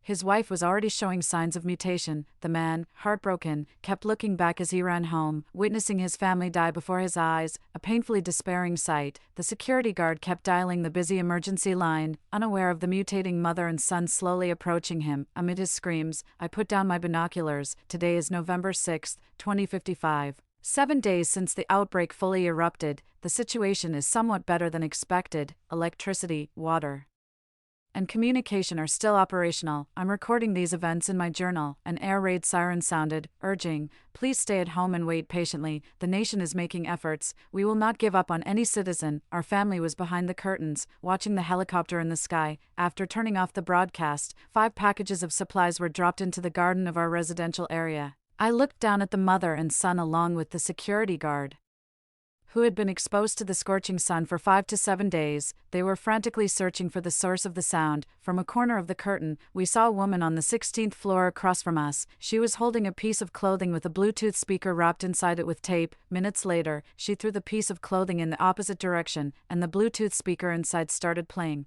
The vast horizon is my love, under the endlessly stretching green mountains. Flowers bloom. The trio of zombies, previously surrounding the supplies, abandoned the packages and headed towards the sound. In that building, a man quickly opened his door, ran to grab 2 large bags of supplies, and swiftly returned to the hallway. After seeing someone go out to fetch the supplies, others gradually started venturing out, and the noise increased, leading to scuffles. The group of 3 zombies, hearing the noise, began frantically moving in this direction. Neighbors, seeing this, quickly ran back into their buildings, some even forgetting to close the main doors, including ours. As the days passed, the weather grew hotter, reaching a shocking 40 degrees Celsius in November. One evening, while cooking, my mother-in-law suddenly said, "Why isn't the rice cooker working? Is it broken?" I immediately tried turning on the light, but it didn't work. On the 7th day of the zombie outbreak, shortly after the power outage, a wind-powered all-in-one machine automatically started, and power was restored in our home. With the power outage, water supply was likely to be next. We began frantically storing water, filling every possible container, and the whole family comfortably took baths. Our family sat around the dining table, all curtains drawn, with only 2 small tube lights on in the dining room. While eating, I mentioned, from my observations over the past few days, zombies are highly sensitive to sounds, light sources, and living beings, but they lack senses. During the day, they mostly remain still if it's quiet, possibly due to the hot weather. At night, they move faster, wandering and growling softly. Any sound can trigger them into a frenzy, Benson said. The country is currently distributing supplies, and order should still be maintained. After all, unless it's a matter of life and death, no one wants to risk going outside. But if the supplies stop, many people will seize the opportunity to loot violently. We moved the portable air conditioners out, placing 1 in each bedroom and 1 in the living room, avoiding using the wall-mounted air conditioners. After the power outage, the neighborhood became even quieter, and we feared that the noise from the air conditioners might reveal our presence and that we had electricity. A month into the zombie outbreak, the temperature had soared to 43 degrees Celsius. Our fears were realized when the country stopped distributing supplies 2 weeks ago, and more zombies began gathering around our area. Tonight, Benson and I were on watch, chatting while keeping an eye on the situation outside. As I was getting drowsy, I suddenly saw a car approaching the neighborhood. The sound of the engine and the brightness of the headlights were undoubtedly like a bomb at this time. Indeed, a group of zombies followed behind the 2 cars, and more zombies gradually moved towards the vehicles. 3 people got out of the front vehicle, wrapped up tightly, quickly opened the gate of the neighborhood, and the vehicles dashed in, then swiftly closed the gate. Many wandering zombies were inside the neighborhood. The men took out axes and long knives, efficiently dealing with one zombie after another. This was my first time seeing people attack zombies, mainly targeting their heads and necks. This experience showed me that attacking the head is the simplest and most effective way to deal with zombies. Watching these men coordinate with each other made me more worried about our future life, unsure whether these people were friends or foes. In the morning, I told my parents and Hanson about this. Now, that group of people had set up tents downstairs, and we needed to be even more cautious, making sure they did not discover our presence. It's been almost 3 months since the zombie outbreak began, and there have been no supplies distributed for a long time. I wonder how the neighbors are coping. I fell asleep with a heavy heart, and the scenes in my dreams became increasingly vivid. When I woke up in the afternoon, I saw that the bean sprouts my mother-in-law planted last night had started to grow. No matter what, there always seems to be hope. I took Tommy to feed the looting chickens, which have recently become my treasures as they have started laying more eggs, tiny ones, about the size of coins, and we collect 4 or 5 each day. Tommy was both curious and delighted, and seeing his smile made my mood much better. The zombies in our community have been cleared out by the group downstairs, but outside, their numbers are growing. Suddenly, Hanson said, "Come here." The people downstairs have started to search floor by floor, and it doesn't look like they mean well. We immediately rushed to see. They left 2 people guarding the car, while the other 8 entered the building on the far left. We intermittently heard them swearing and forcefully breaking down doors. At that moment, I wished there were zombies downstairs to stop them. Dad and Benson quietly went out to check the fire escape door of our building to ensure it hadn't been tampered with. They then returned home, locked the door, and added 2 barricades. After hearing 3 gunshots, it turned out these people were armed. Benson quickly grabbed the steel ball crossbow he had purchased, ready to use if needed. Shortly after the gunshots, I saw 3 men dragging a woman in her 30s in a box of supplies downstairs. The woman had tear-stained, disheveled clothes, and the men cursed at her, "Keep quiet, or we'll throw you out to the zombies." The woman sat on the grass downstairs, her eyes empty. The 2 men left guarding approached her and began to mistreat her in a way no animal would, and my family clenched their fists in anger, helpless to intervene, unable to bear watching any longer. My mother-in-law turned to cook, cursing, "These beasts deserve to be chopped into pieces and fried," though even that wouldn't be enough to quell our anger. By the afternoon, the group had finished searching one building and took 2 men downstairs, leaving them aside as they started to cook. It was difficult to see at night, and they dared not make any rash moves. In the dead of night, we heard the woman's cries pierce the sky. None of us could bear to look, but we all knew what was happening, and no one spoke. After observing for a few days, I noticed they had finished searching 5 buildings and would reach ours in 2 days. I personally witnessed them killing the weak and sick and throwing them out, keeping only the young men and women. During the day, they forced them to work, and any resistance was met with brutal beatings. At night, they horrifically abused 4 women, but I noticed that over time, their management of the hostages had become laxer, allowing them to move freely downstairs. I observed a girl among the hostages who seemed to be in a relationship with one of the men. The last 2 nights, I saw the girl intentionally getting close to the main gate of the community, seemingly observing something. The unwelcome group also discussed not staying in tents any longer, planning to move to the 6th floor of the building they searched yesterday. The next day, they searched the neighboring building, perhaps due to low occupancy or a long lack of supplies. The neighbors might have starved to death, as they found little. We've been on a 24-hour watch these past few days, keeping a close eye on this group, watching them organize supplies. They plan to move to the 6th floor first thing tomorrow morning. That night, the girl held one of the boys tightly, apologizing and telling him to survive no matter what. Then she pretended to wander aimlessly toward the community gate, desperately pulling at the lock, trying to let the zombies in. The zombies at the gate, hearing the noise, rushed over, realizing she couldn't open the gate. The girl quickly let her hand be grabbed by a zombie, then swiftly pulled it back in. Wiping the blood off on her trousers, her actions not only caused a riot among the zombies, but also, this action angered the group of unwelcome guests. 3 men dragged the girl back by punching and kicking, yet I noticed a smile on her lips. The boy wanted to rush over, but the girl desperately shook her head, yelling for him not to come over and to survive. Suddenly, the girl grabbed one of the men's hands and bit it, causing him to curse, "Damn, this bitch dared to bite me."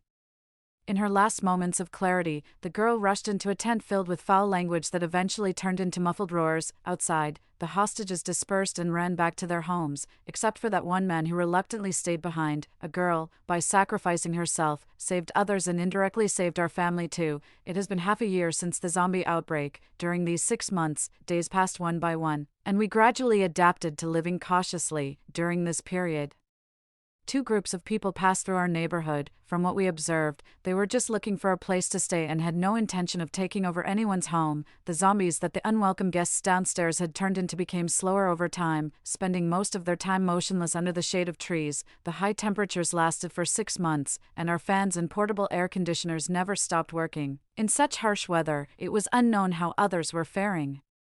For us, the only good thing about this abnormal weather was that we didn't have to worry about electricity. Since the power and internet went out, we have been listening to the radio daily, afraid of missing any information. However, for the last 6 months, other than the constant loop of the message, "Please stay at home patiently," the government is making efforts and will not abandon any citizen. There had been no other news today, as Tommy played with the radio, imitating our grandfather. He fiddled with the tuning knob, and suddenly a new broadcast message came through. "Dear citizens, it has been a tough time. The country has been actively seeking a solution. We have now made significant progress and have established safe havens in various provincial capitals. Those who wish to go should ensure their safety and inform others. Please take good care of yourselves and trust that the country will provide a stable and harmonious home." Hearing this broadcast, our family felt a mix of emotions. We held a family meeting and unanimously decided to stay at home instead of going to the refuge. We will decide later, as our current supplies are still sufficient. We wanted to spread this message to our neighbors in the complex, unsure if any had survived. We used a drone equipped with a small speaker, recorded the radio message on a phone, and connected it via Bluetooth. To avoid exposing ourselves, I released the drone from a window in our room. While Hansen controlled it to slowly circle around the neighboring building, Benson played the recording, and the drone hovered mid-air in the garden, looping the broadcast. The zombies downstairs, not having heard such noise in a long time, growled madly below the drone. Half an hour later, through a telescope, we saw movement from the two groups of people who arrived later, but it seemed like the others were. They waved at the drone, and after discussing, we decided to go over and check the situation. Hansen flew the drone over, and they attached a note to it. Hansen maneuvered the drone around the back of the building, circled the neighboring building, and then flew it back to us. We had to be cautious. Not knowing the situation of the other party, we opened the note, which read, "Hello, stranger. We are retired veterans. I am Captain Gordon. With a group of 12 people, we originally planned to drive to Tibet but are now taking refuge here temporarily. Our food and water are almost gone. If you have enough food, could you spare us some supplies? We have nothing to trade, but if needed, we are willing to escort you to the safe haven." We looked at the note. After some discussion, we agreed to send them supplies because we naturally felt a closeness to the soldiers. But we still had to keep our location hidden. We used 2 heavy-duty drones to deliver supplies to them, trip after trip. On our last trip, they attached a bag to the drone. As we controlled the drone's return and opened it, we found a handgun with 8 bullets and a note that read, "In chaotic times, the human heart is to be feared. I hope this can save you in a critical moment, but I hope you'll never need to use it." Half a month later, I stood on the balcony watching them drive 2 small trucks out of the underground garage, likely in search of supplies. I prayed for their safe return. 3 days later, seeing their convoy return to our complex, my anxiety eased. Perhaps their presence in the complex added an extra layer of security. Over the past 6 months, we've frequently used drones to scout the area within a 10-kilometer radius outside our complex. The streets were chaotic with vehicles crashed every which way, interspersed with numerous scattered zombies and various corpses. Looking at the once thriving small town, now in ruins, I couldn't dare to imagine what the densely populated big cities looked like. Nightmares began to appear. 9 months into the zombie outbreak, 5 SUVs and 2 small trucks arrived at our complex. They seemed to be looking for a place to settle, but not quite. After clearing the zombies from around the main gate and those downstairs, they continuously monitored the surroundings of the complex. 5 days later, I noticed they also had drones because they were remotely surveying each floor with 2 drones. I immediately instructed everyone to draw the curtains tight, without any gaps, and to ensure total silence. Tommy was taken to the room to prevent any noise, and the whole family entered a state of alert. After the drone hovered outside our window for a long time, they might have discovered something, or perhaps nothing at all, but we dared not make any rash moves, only quietly waiting. Finally, after half an hour, the drone left, setting the stage for another sleepless night. Since the last unexpected zombie incident, it had been a long time since we had to stay up all night, but it looked like we would have to do so again tonight. Besides observing zombies, I've also been watching the sky. Although the heat persists, cloudy weather is becoming more frequent, just like in my dreams. I knew a sudden drop in temperature and heavy rain were imminent. At 11 p.m., we faintly heard someone smashing the fire door downstairs. Those people had discovered us. While Grandma stayed with Tommy in the room, we quickly grabbed the steel crossbow and the gun previously given by a veteran, along with 4 telescoping electric batons and 4 baseball bats, ready for use. The sound of smashing wasn't very loud. They might have been on the 16th or 17th floor, uncertain if they had firearms.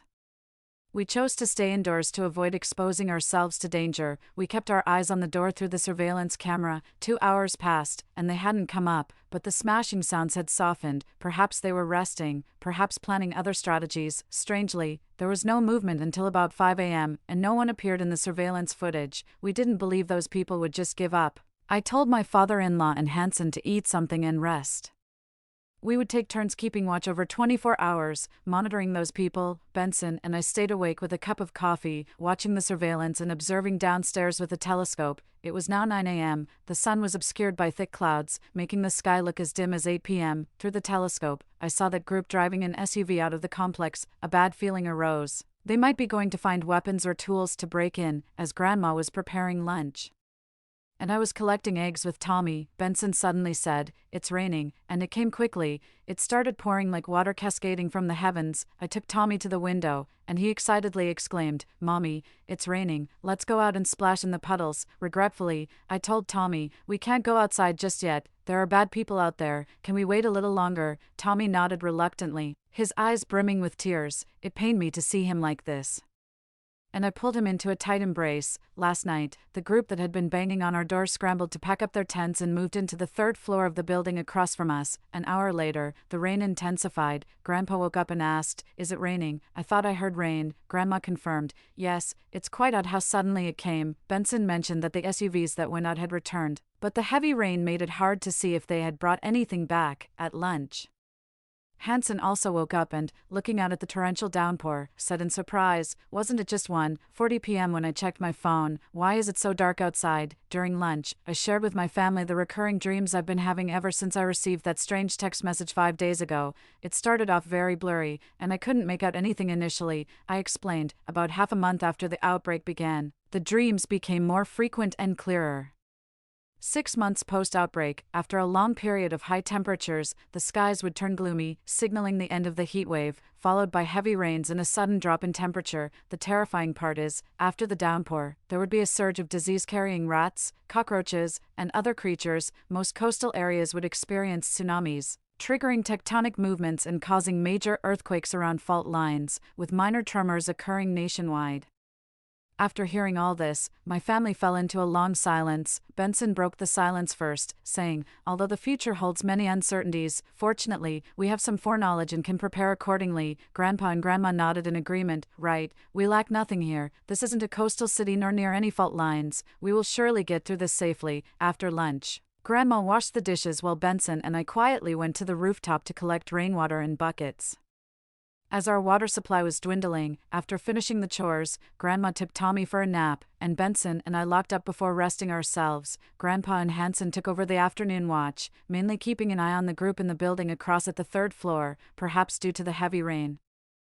There was no movement from that group. After dinner, as Grandma and I got out the quilts and covers, the temperature had noticeably dropped from 45 degrees to 10 degrees over 3 days, so we switched all the rooms to cotton quilts. With half a month of relentless rain, the temperature had dropped to -10 degrees. Without sunlight, our daily power storage was diminishing, leaving us with only a few degrees of electricity. Cooking had also shifted to a one-pot hot pot style, maximizing electricity usage for heating. The group in the opposite building remained silent. Perhaps the sudden downpour and drop in temperature disrupted their plans, and we began to lower our guard against them. The information we received during this time came from the radio. Heavy rains have struck nationwide, all shelters have been flooded, and residents are urgently evacuating. This relentless downpour lasted 2.5 months. During this time, aside from using binoculars to monitor the opposite building and the community gate, we spent our time exercising, playing with Tommy, and rewatching downloaded variety shows and movies. It was raining so heavily that without binoculars, one couldn't see 3 meters ahead, and we dared not risk sending drones outside to explore. Our area has turned into a water world, with floodwaters reaching the 4th floor of the apartment complex, and conditions outside are likely worse.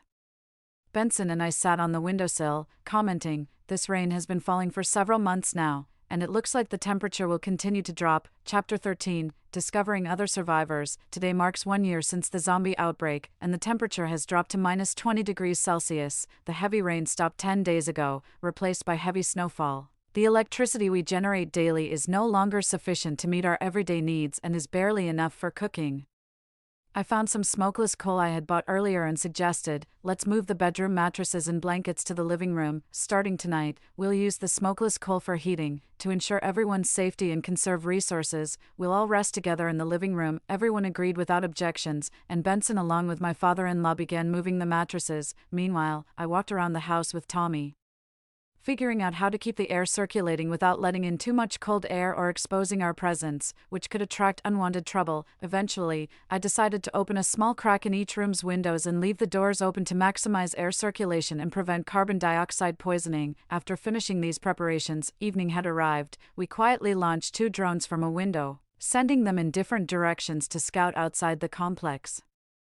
We were very curious about the external situation. As my family watched the footage transmitted by the drones, we saw that the water level outside had also reached between the 4th and 5th floors, vehicles were haphazardly frozen below on the streets, and we could see some zombies under the ice as well. I couldn't help but wonder, once the ice melts, will those zombies simply perish, or will they continue to survive stubbornly? Suddenly, Benson said, "It looks like there are people in the commercial building at the city square, and quite a few of them. The city square is the largest complex nearby, consisting of 2 connected buildings. The layout includes shopping, dining, and entertainment from the 1st to the 6th floor, hotel accommodations from the 7th to the 11th floor, and a mix of residential and office spaces from the 12th to the 20th floor." They noticed our drone and waved at us. Benson maneuvered the drone closer, and though we couldn't hear them through the glass, it seemed like they were signaling for help or telling us to leave quickly. We tried to get a closer look at the situation inside, but suddenly someone opened a window and threw something at our drone, attempting to bring it down. After being hit, the drone dropped a distance before Benson quickly controlled it to return, circling around the back of the complex before flying back through our window. Hansen also controlled the other drone to return. My mother-in-law checked the time and started preparing dinner, while Benson and Hansen played with Tommy. I kept reviewing the footage from the city square. I noticed that there were quite a few survivors there, residing from the 9th to the 17th floor, likely hotel staff, guests, office workers who couldn't get home in time, or refugees. There are 2 large supermarkets inside the city square.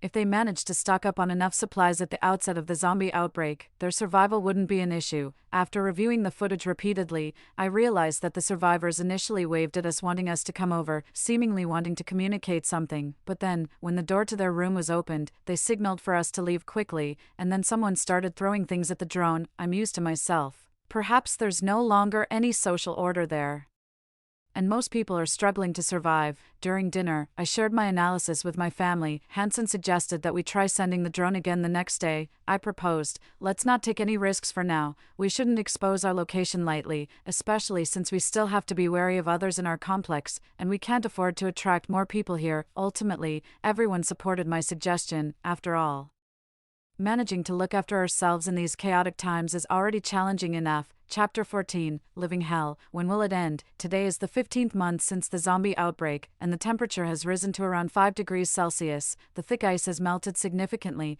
In the past 2 months, we occasionally heard drones outside, knowing they were from the unwelcome group across the way. They haven't given up on invading us, and I suspect they'll launch an attack once the temperature rises enough for the waters to recede. In the 16th month of the zombie outbreak, the temperature rose to around 10 degrees Celsius, melting all the ice completely, and the internal flooding receded to the 1st floor of the building. As the temperature increased, an unpleasant, fishy stench permeated the air, with various decomposing animal carcasses floating on the water's surface, despite closing windows and doors tightly every day. We couldn't completely block out the smell. Tommy and I placed 3 air purifiers in the living room and turned them on, and we sprayed alcohol disinfectant around all the gaps in the doors and windows. Meanwhile, Benson and Hansen deployed drones to scout the exterior, mainly to check if any zombies had survived. The footage from the drones showed that there were still zombies moving about in the water, and their numbers were considerable. What shocked me even more was that in addition to the zombies with their strong survival instincts, there were also resilient rats and cockroaches. Many rats were swimming in the water, and numerous rats and cockroaches were climbing on the buildings. Seeing this footage made me lose my appetite for the entire day. I have a particular fear of insects, especially rats and cockroaches, which in the south are not only large but also capable of flying. After the drone returned, I immediately disinfected it using the alcohol spray I had prepared. During dinner, the radio announced Following the disaster, there is often a spread of diseases such as the plague. The public is urged to take measures against rats and diseases. Country Corp has made significant progress in their research, nearing completion. Country Corp is continually striving, and we ask the public to hold on a little longer. I immediately said, we need to quickly restore the water storage on the rooftop. I fear the rats are coming soon. As soon as I finished speaking, my mother-in-law promptly tapped my father-in-law on the head and said, "Stop eating and go fetch the water now." Benson and Hansen immediately put down their chopsticks and went with my father-in-law to the rooftop to begin the long task of fetching water. Watching this, my mother-in-law and I burst into laughter. In these fearful days, each laugh was precious. They carried empty buckets and bottles to fill up from the large water containers and carefully brought them down without spilling a drop. I quickly placed water purification tablets into the fetched water and filtered it. After testing it and seeing no issues, I finally felt relieved. After fetching the water, my father-in-law and the others quickly showered and continued their meal, realizing that in these apocalyptic times, food was too precious to waste. I let Tommy play with his Lego blocks while I took a telescope to the windowsill to check on the situation across the street. As I opened a corner of the curtain, dozens of flying cockroaches frozen on the window shocked me so much that I dropped the telescope on the windowsill. Hearing the noise, the cockroaches started flying chaotically, scaring me into quickly drawing the curtains and scurrying back to the living room. Seeing my fright, my mother-in-law held my hand tightly, comforting me by saying, "They're outside. As long as we don't open the windows, they can't come in." Seeing my emotions stabilize, my mother-in-law confidently left to check and respray alcohol on all the doors and windows, and place some insect repellent. I kept reassuring myself, "Cynthia, don't be afraid. Your family is behind you. You can't afford to be scared." I had a sleepless night, with images of cockroaches and rats filling my mind whenever I closed my eyes. After a lackluster breakfast, I felt drained and excused myself to catch up on some sleep. By lunchtime, Benson came to wake me up, only to find my temperature alarmingly high at 39.3 degrees Celsius. In a panic, Benson started grabbing fever patches and fever-reducing medicine, while my mother-in-law immediately brought a cup of hot water, helping me drink it. Then she went to the kitchen to cook porridge for me, and before leaving, she reminded Benson, "Make sure Cynthia drinks plenty of hot water, change her clothes if she sweats a lot, and if she feels cold, remember to fill a hot water bottle for her to hold." After having some porridge and taking my medicine, I continued to sleep for a long time, waking up only at 9 p.m. Benson and Hansen were on the balcony, observing and chatting. When they saw me come out, Benson immediately poured me a cup of hot water and served the porridge he had prepared. As I walked towards the balcony, Hansen quickly said, "Sister-in-law, please don't come here, just sit on the sofa. The situation here isn't great, and I'm afraid you might not be able to handle the sight." I stopped and asked, "Are there a lot of rats and cockroaches?" Hansen nodded and added, "Zombies and maggots, too." I sat on the sofa,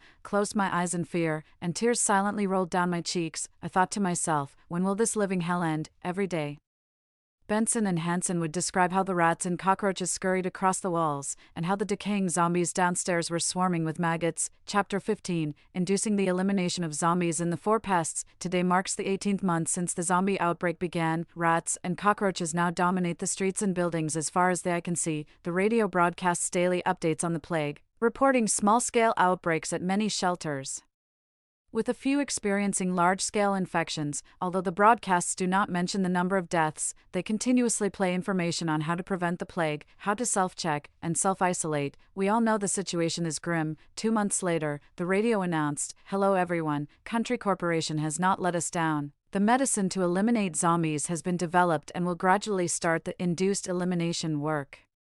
The extermination of the fur pests will also proceed simultaneously. Please everyone take precautions, stay indoors, and avoid going out. Finally, thank you all for your trust in Country Corporation." Afterward, we would hear daily success stories of the induced elimination efforts on the radio. A month later, in our eager anticipation, the induced elimination efforts finally began in our small town. Through the telescope, we saw dozens of helicopters flying, dangling synthetic meat from steel cables at a height of 45 meters. The scent of raw meat attracted the zombies and the four pests, along with the sound of the helicopters, luring them into a pre-designated area sprinkled with medicated powder. As the helicopters slowly departed, we hurriedly released drones to follow from a distance. Once a sufficient number of zombies and pests were lured in, a person on the helicopter promptly poured gasoline and, following orders, The helicopter began to ascend before dropping a fire source. After the fire source was extinguished, the helicopter lowered its altitude to spray a large amount of disinfectant. Then, someone on the helicopter shouted to our drone, "Stop watching, go home, and ensure your safety." This process repeated daily.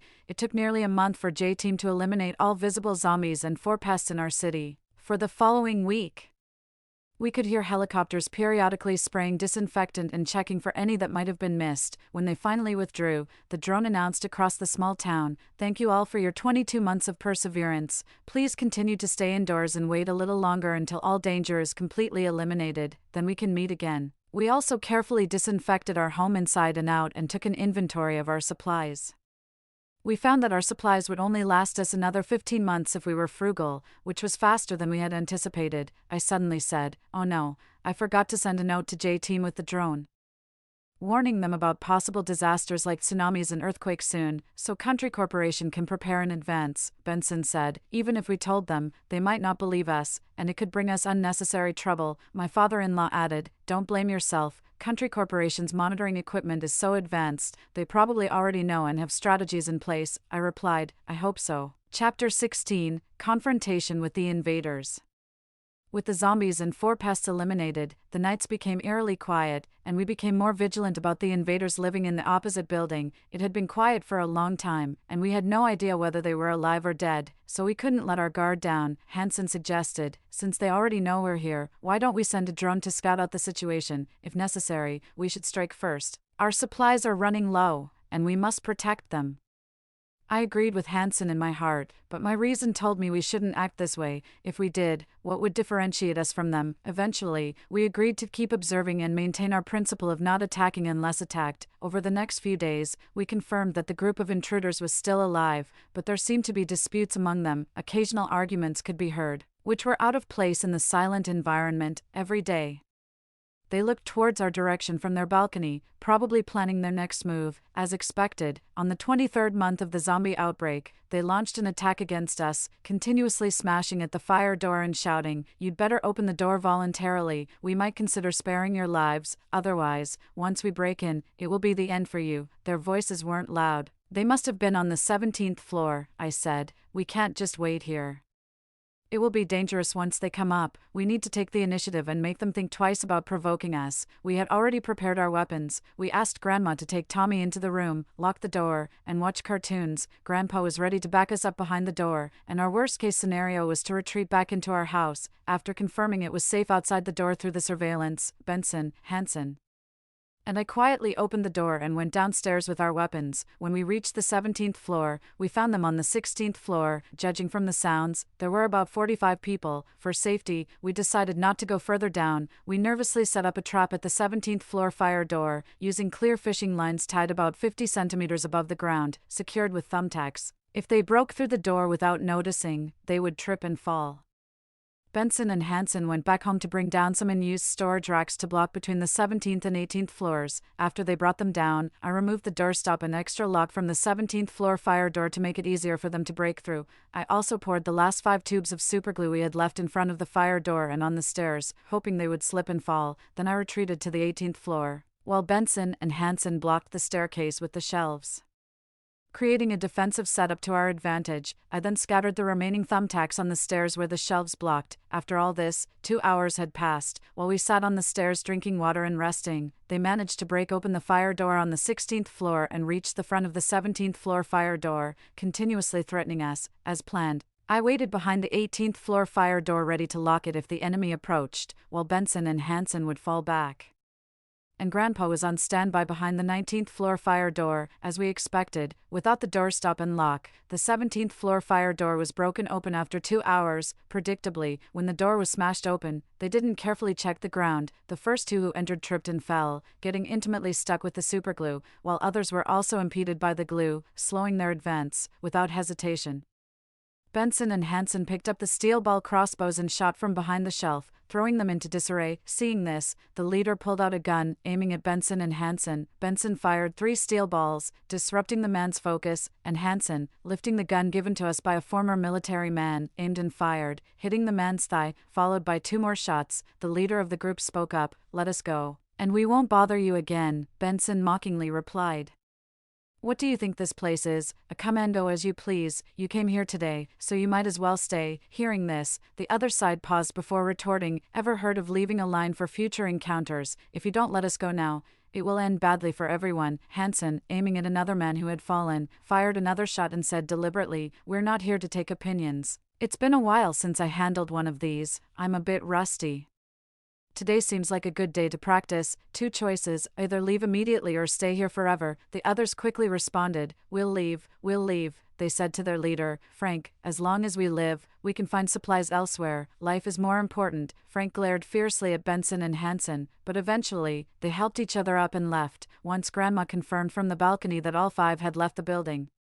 We relocked the fire door of the 1820th floor and returned home. Back home, Benson and Hansen collapsed on the sofa, their backs soaked with sweat, their tense nerves finally relaxing. Overwhelmed by exhaustion, they indulged in a quick shower before heading to their rooms to rest. Chapter 17, The Earthquake Arrives. Today marks exactly 2 years since the zombie outbreak. And I know an earthquake is imminent. This past week, the radio has been reporting some cities starting to pilot reopening and reconstruction efforts successfully. There have also been reports of frequent tsunamis along the coastal areas, resulting in numerous casualties, collapsed buildings, and several cities being flooded. Grandma and I have already packed 5 mountain bags with essential survival items and 5 days' worth of food, in case we get separated during the earthquake. Suddenly, in the middle of the night, I felt dizzy and had a severe headache. I woke up abruptly, realizing the earthquake had started. Having experienced minor earthquakes before, it felt just like this. If I'm wrong, go easy on me. I quickly woke up Benson, then got Grandma, Grandpa,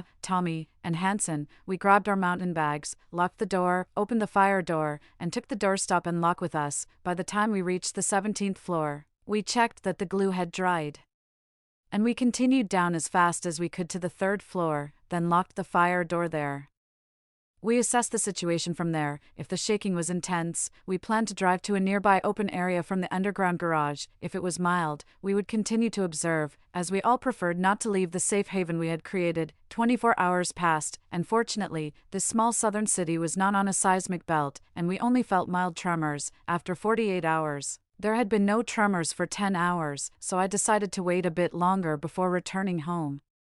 72 hours passed with no tremors felt. 96 hours later, still no tremors. 100 hours after the earthquake started, we decided to return home. Once again, we locked the fire door on the 1820th floor and felt reborn upon returning home. The first thing we did was turn on the radio. Many cities had become ruins, and many famous landmarks had been destroyed. Fortunately, after the zombie outbreak, many people had moved to refugee homes, so there weren't many residents near the seismic zones, and the number of casualties was relatively low. Chapter 18, Justice may be delayed, but it never fails to arrive. Today marks 30 months since the zombie outbreak. In most regions, work and production have resumed, and efforts to rebuild homes and restore social systems are underway. This disaster, which lasted for 2 years and 6 months, has now become a part of history. Standing with my family in the square of a once landmark city, feeling the bustling human activity around us, Tommy joyfully ran circles around us. As the water and power networks are gradually restored,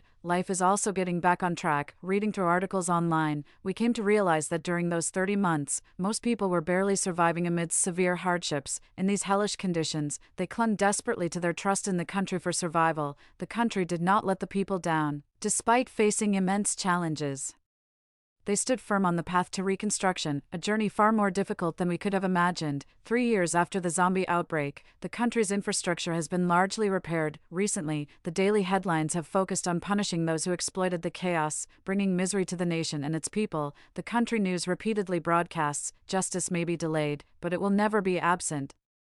Thank you to the families who stood by and supported the country through the disaster. Story 2. When the zombie apocalypse struck, we were running low on food at home. I pleaded on my knees for my father not to cast me out. Instead, he kicked me until my face was bloodied. Unable to move, I lay on the ground while my stepbrother urinated on me, and my stepmother went as far as to stab me with a knife. Eventually, I fell into the hands of the zombies and was torn to pieces. After being reborn, I lay at home without any worries about food or clothing, watching leisurely as the family of 3 outside was bitten to death by zombies. At 9 a.m., with my hair disheveled and my face dirty, I looked out the window at the continuous stream of cars and realized I had returned to 30 hours before the outbreak of the zombies. I hadn't even fully processed this bizarre rebirth when a severe pain erupted in my head. I remembered that this morning, before I had eaten anything, my annoying little brother insisted I kneel down and let him play a game of riding me like a horse, threatening not to let me go otherwise. Ever since he turned 3, under our stepmother's influence, he would occasionally command me to kneel and act as his horse. Today was worse. He pulled at my long hair from behind as he rode, causing me excruciating pain while he laughed heartily, as tears streamed down my face.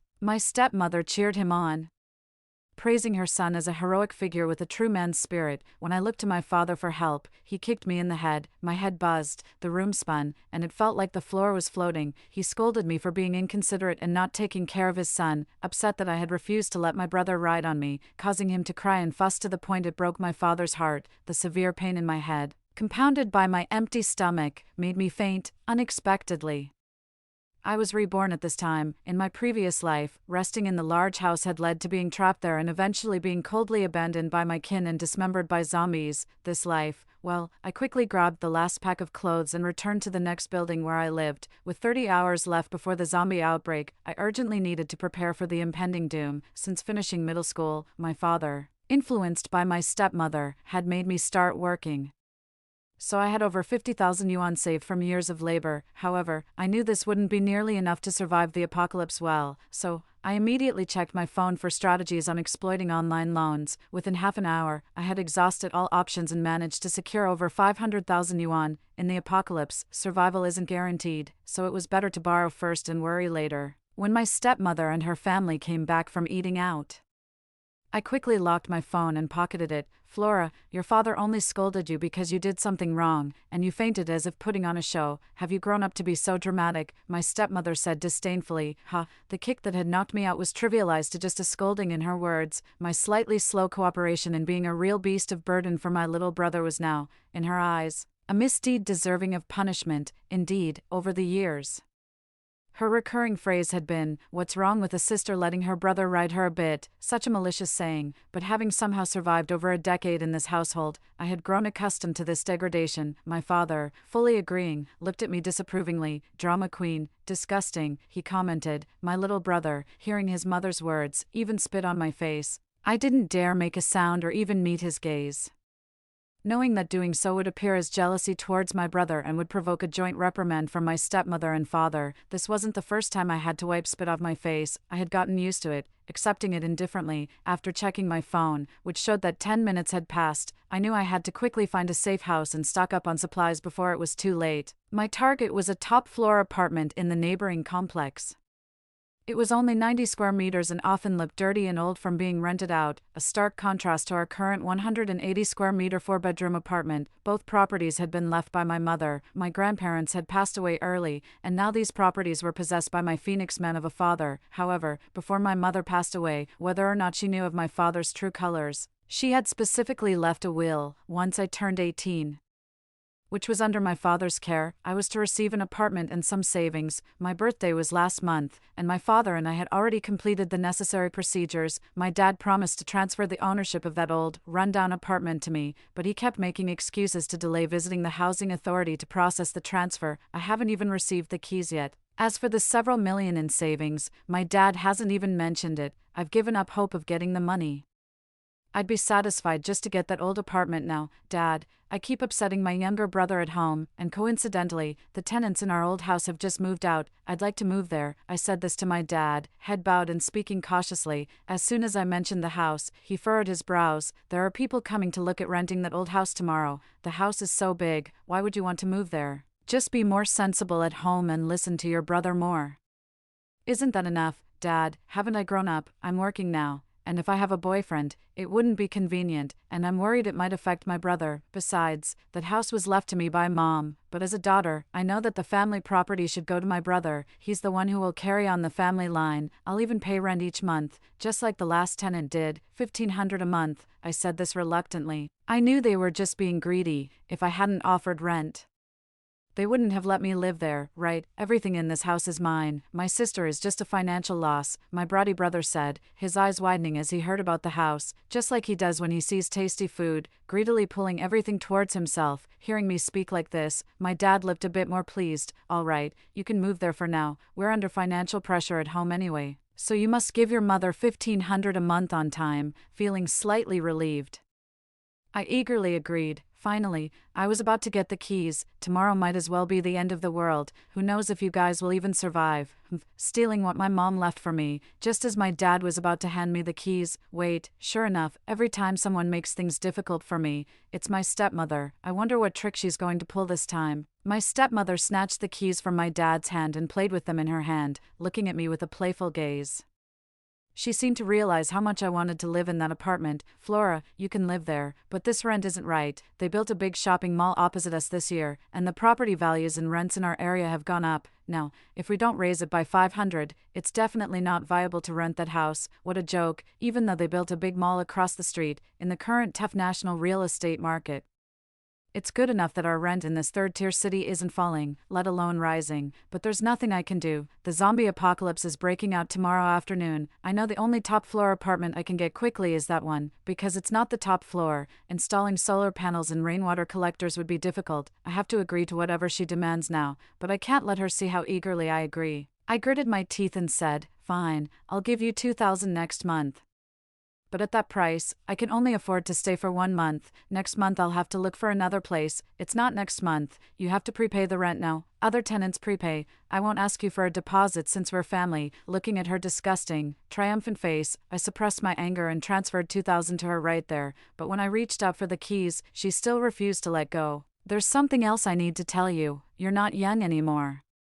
My cousin wants to meet you this Sunday at Hot Springs for a matchmaking date. You have to go. You know that, right?" Damn, her cousin, short and fat, pot-bellied, oily-faced, in his 40s, his ex-wife ran away from him, and he has 2 sons. Ever since he saw me last year, he's been harassing me. Last year, my stepmother forced me to go on a matchmaking date with him. I barely managed to get out of it using the excuse that I was still underage. I just turned 18 last month.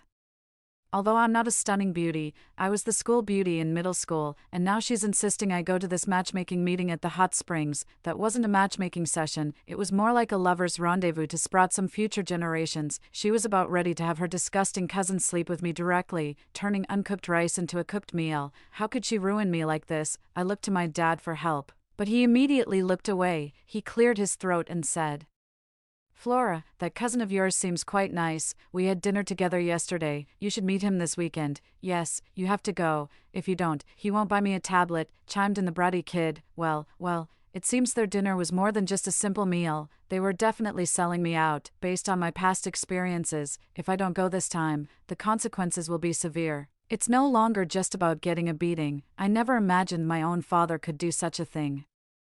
I lowered my head, holding back tears, and nodded in agreement. Finally, I got the keys. After getting the keys, I quickly packed my clothes and luggage, taking everything in 2 suitcases. I didn't have many clothes, and didn't even think about makeup, only the bedding took up a lot of space. As soon as I went downstairs, I called the locksmith to change the lock cylinder of the old house's security door right away. This way, I wouldn't have to worry about them entering in the future, otherwise. No matter how much I stocked up or fortified the house, I might not escape from those 3 predators. The locksmith arrived quickly and changed the lock cylinder swiftly. I then hurriedly chose a more expensive renovation company online, stated my requirements, and reported the dimensions of the doors and windows. I placed an urgent order, requesting additional workers to come to my house with materials by 2 p.m. to replace the doors and windows. Then I quickly took a cab to the nearest Carrefour supermarket. On the way, I frantically searched for a reputable, albeit pricey, renovation company, and confirmed an appointment for them to arrive at 2 p.m. Once at the supermarket, I started a shopping frenzy. I first headed to the grains and oils section, 30 bags of rice, each 50 kilograms, 10 bags of flour, each 50 kilograms. 10 10-kilogram tubs of vegetable oil, 10 kilograms of various grains, as I ordered a lot. A manager came over and took notes as I listed the items. Then I moved to the canned and packaged food section. From my past life experience, sometimes to avoid attracting zombies, you can't cook, so I needed to stock up on canned goods. 500 cans of ham and luncheon meat, 200 cans of pork, 200 cans of beef, 200 cans of chicken, 200 cans of various fish, 200 cans of assorted fruits, 100 packs of military rations in various flavors. I also made a side trip to the instant noodles and ready-to-eat meals section, 50 boxes of various instant noodles, 100 boxes each of instant hot pot and instant rice, 5 large cans each of coffee and juice powder, over 50 bags of various snacks. 1 case each of my favorite bottled drinks, totaling 5 large cases, then to the fresh meat section, 200 kilograms of fresh pork, because you can't go long without meat if you're fighting zombies, 50 kilograms each of beef and lamb, 100 kilograms of chicken, 50 kilograms of various frozen fish, to the vegetable section, 200 kilograms of potatoes, good for storage. 200 kilograms of sweet potatoes, 100 kilograms of carrots, 100 kilograms of pumpkins. 50 kilograms of onions, 20 kilograms each of eggplants, green peppers, Shanghai greens, tomatoes, and cucumbers, 10 kilograms each of various spices like ginger, green onions, and garlic. Then to the condiments section, 20 bags each of hot pot base and dipping sauces, 50 kilograms of various hot pot ingredients like meatballs and shrimp dumplings, 5 buckets each of light and dark soy sauce, 10 bags each of salt and various seasonings for stir-frying and stewing. To the kitchenware and appliances section, 2 850-liter 4-door refrigerators, 2 718-liter large-capacity freezers, 5 induction cookers, a set of new, high-quality kitchenware as a backup. Additionally, I bought 2 DJI agricultural drones. They can be used for aerial photography and transporting goods, 2 electric batons for self-defense, 2 sets of new bedding, 10 large bags of paper towels, 10 large packs of garbage bags, 5 large sets each of toiletries and cosmetics, due to the urgency. I couldn't even think about lunch, and before I knew it, it was already noon. This will be known by everyone in the community. If zombies come later and everyone starts running out of supplies, they will naturally target me for food. Even the sturdiest house won't be able to keep out so many hungry people. I told the supermarket manager that my home storage isn't available yet, and I left him my number, asking him to wait for my notification. I quickly took a taxi to the logistics park near my home and rented a temporary warehouse. I rented the smallest one, 100 square meters, for 2 days. Then I called the supermarket to let them know they could deliver. Since the supermarket is close to this logistics park, their 2 delivery trucks arrived quickly. It was around 1 p.m. at this time, to save time. I had already hired 4 movers at the logistics park while they were busy moving things. I called the gas station and ordered 10 gas cylinders in case the natural gas supply was cut off during a zombie attack. I chose a nearby water station online, transferred 5,000 yuan to the owner via WeChat, and ordered 100 barrels of water. Most of that money was a deposit for the barrels. I specifically asked these 2 business owners to deliver as quickly as possible, all to this warehouse. Because there were many movers, all the goods were moved in about 20 minutes. The water delivery arrived by then, and it took 10 minutes to unload all the water. The gas cylinders had just arrived. After paying the movers and dismissing them, yes, I planned to come back in the evening with a vehicle to transport the supplies. In the dead of night, quietly, I would have the movers drive into the residential area and directly into the garage. Then, from the garage, the goods would be unloaded directly into the elevator that leads to the underground garage. After reaching the top floor, the family across from me happened to be out, so their home was empty. This way, I could quietly and covertly move the supplies to my home. Later, I also booked a 50 square meter solar power system for the rooftop from a home solar energy company, paying a 50,000 yuan deposit online. I also ordered 8 18W220V outdoor power supplies from this company, with a 40,000 yuan deposit. Additionally, I ordered a rooftop rainwater collection system from a rainwater collection system installation company, planning to place the rainwater receptacle in the attic. I asked them to come and drill holes this afternoon because I wanted to take advantage of the noise from the renovations to secretly drill holes from the rooftop to my attic. On my way home, I stopped at pharmacies to buy various essential medicines, cold medicine, anti-inflammatory drugs, gastrointestinal drugs, painkillers, fever reducers, various trauma drugs, bandages, plasters, and other medical supplies, various antibiotics, vitamins, and 10 large bottles of chlorine dioxide disinfectant, which had been proven in my past life to prevent zombie virus contamination. I bought 30 large boxes of antiviral drugs, not sure if they could fight the zombie virus, but I stocked up just in case, 30 large packs of medical masks, each containing 100 masks. Eventually, I carried 3 or 4 large bags, and it was too much to handle, so I had them delivered to my home halfway through. I had no choice. I had an appointment with a renovation company coming at 3 p.m., so I had to hurry back. At 3 p.m., after rushing home and sweating profusely, I barely had time to catch my breath when the renovation company arrived. This time, the main purpose was to reinforce the windows and doors. My house has 3 bedrooms and a kitchen downstairs, totaling 4 windows, and 2 windows in the attic. 6 windows in total, all were to be replaced with double-glazed laminated windows, which are absolutely sturdy and safe, and more soundproof than the original glass. Because time was critical, I had previously requested the renovation company use quick-drying cement. This type of cement is used for emergency repairs at airports. It's quite expensive, reputed to set in minutes, and maintains high structural strength. Then I had the workers install manganese steel security windows outside. This type of reinforcement is very sturdy, and it's difficult for regular tools to deform it. Still not secure enough. What if bad people use cutting tools outside? So, I had to add another layer of security by installing an internal security window from inside. If intruders damaged the external security window, I could rely on this internal window to buy time to fight back. Inside, I replaced them with 100% opaque, thick black curtains in the interior part of the main entrance. I installed a higher-grade explosion-resistant alloy door. This provides a double layer of protection, making it bulletproof. I drilled holes, installed a heavy alloy door quickly using special rapid-setting filler materials and quick-drying cement. During the installation, neighbors from downstairs came over. I explained that the house was now mine. I told them I was renovating it to live in myself. And they didn't say much, knowing it was my property. Shortly after starting the renovations, the company installing the solar panels and rainwater collectors arrived. I asked them to plan the drilling in advance, but they requested a property permit. I didn't have time to apply for one, so I agreed to pay each company an additional $5,000 in construction fees and wrote them a letter of guarantee stating that I would take full responsibility in case of any disputes. Thus, the holes for the solar panels and rainwater collectors were quickly made. Since my building was located in a secluded corner of the neighborhood and the noise from the renovations kept others away, no one came to question what I was doing. I was relieved. It was 7 p.m. I had informed the renovation company that this was a rush job, so they sent extra people and I paid 50% more. They worked efficiently and swiftly finished tiling around the doors and windows and even cleaned up all the debris. In total, the over 10 people from the renovation company took just 4 hours. After the workers left, I grabbed something to eat and started planning the interior space of the house. Although old and run down, the house was a modest 3-bedroom of over 90 square meters, with an additional 50 square meters of attic space on the top floor, making it quite spacious overall. When arranging the items, I prioritized setting up a master bedroom first, even though an apocalypse was looming.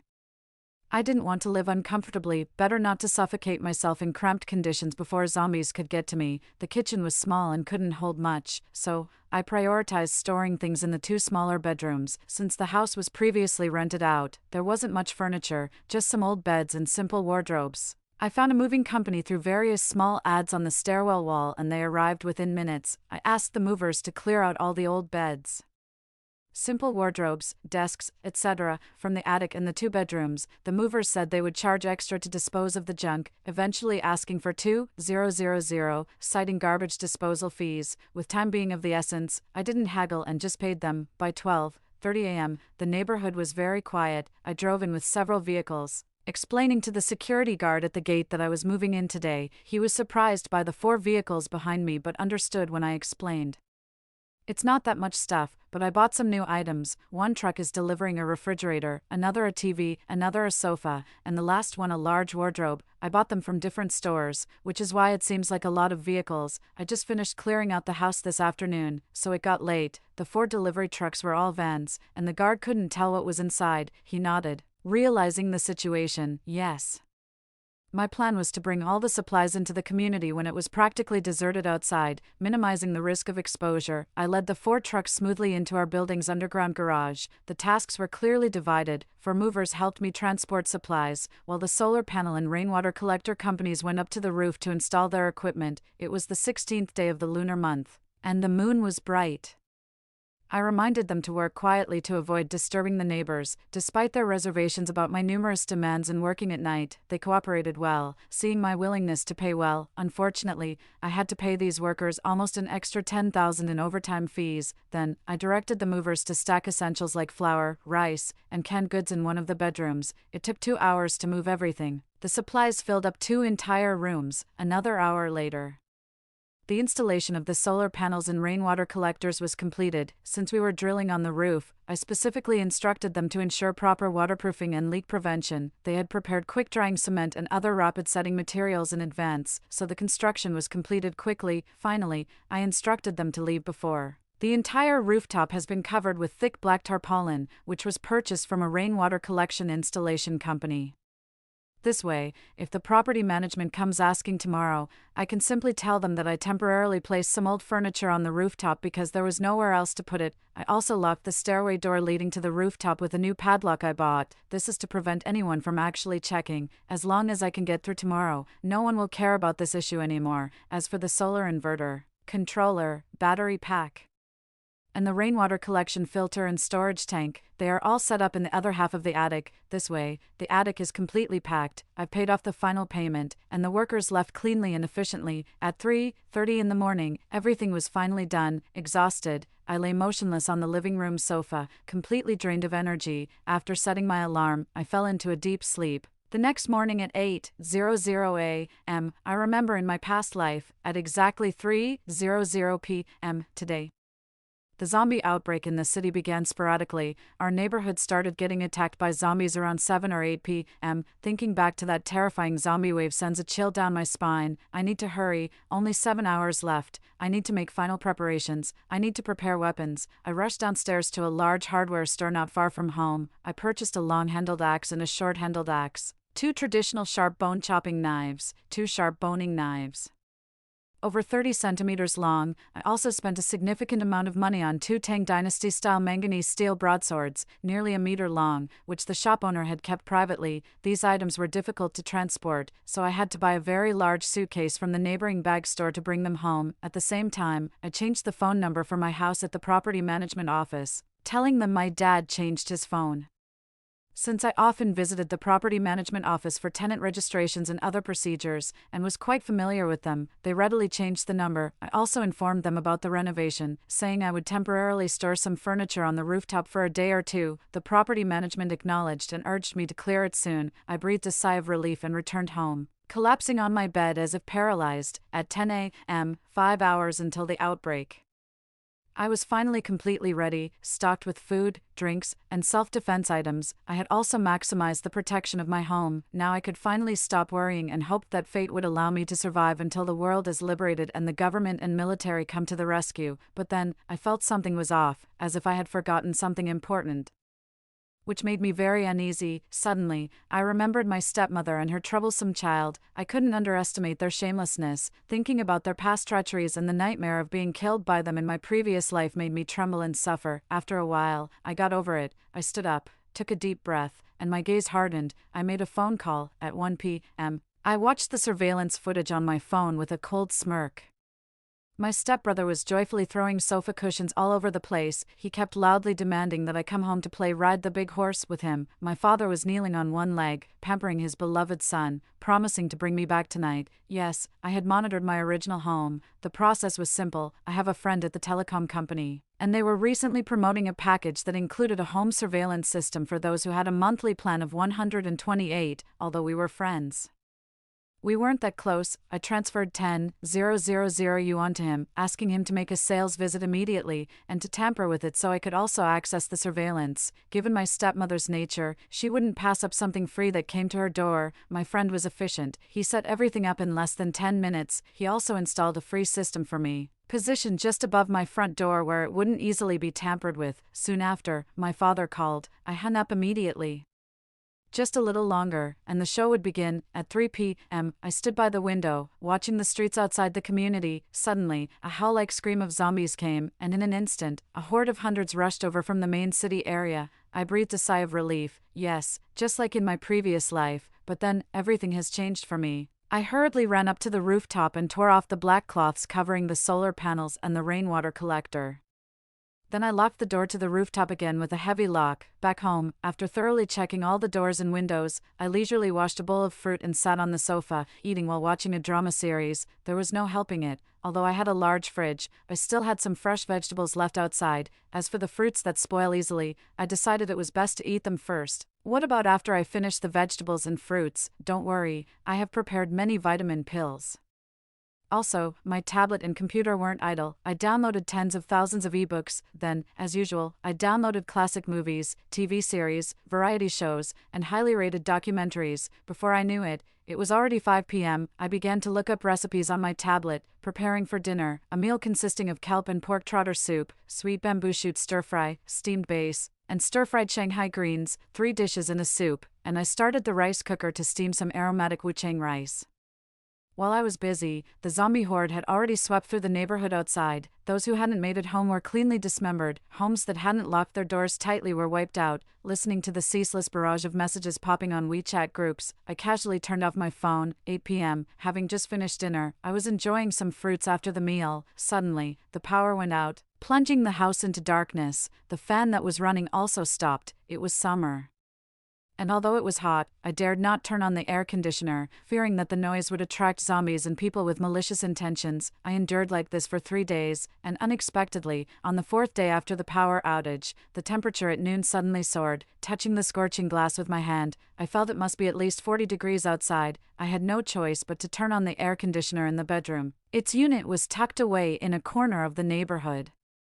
Likely unnoticed by anyone, just as I was comfortably lying in bed, watching a show, my phone suddenly displayed an incoming call from my dad. It had been many days since the zombies appeared, and he had never bothered to contact me, but now he was calling. "Niz, I heard your entire neighborhood is out of power. How do you have electricity?" I felt a sudden chill at his words, a bad prelude. "No. The power's out here too. How could I have electricity? You're still lying."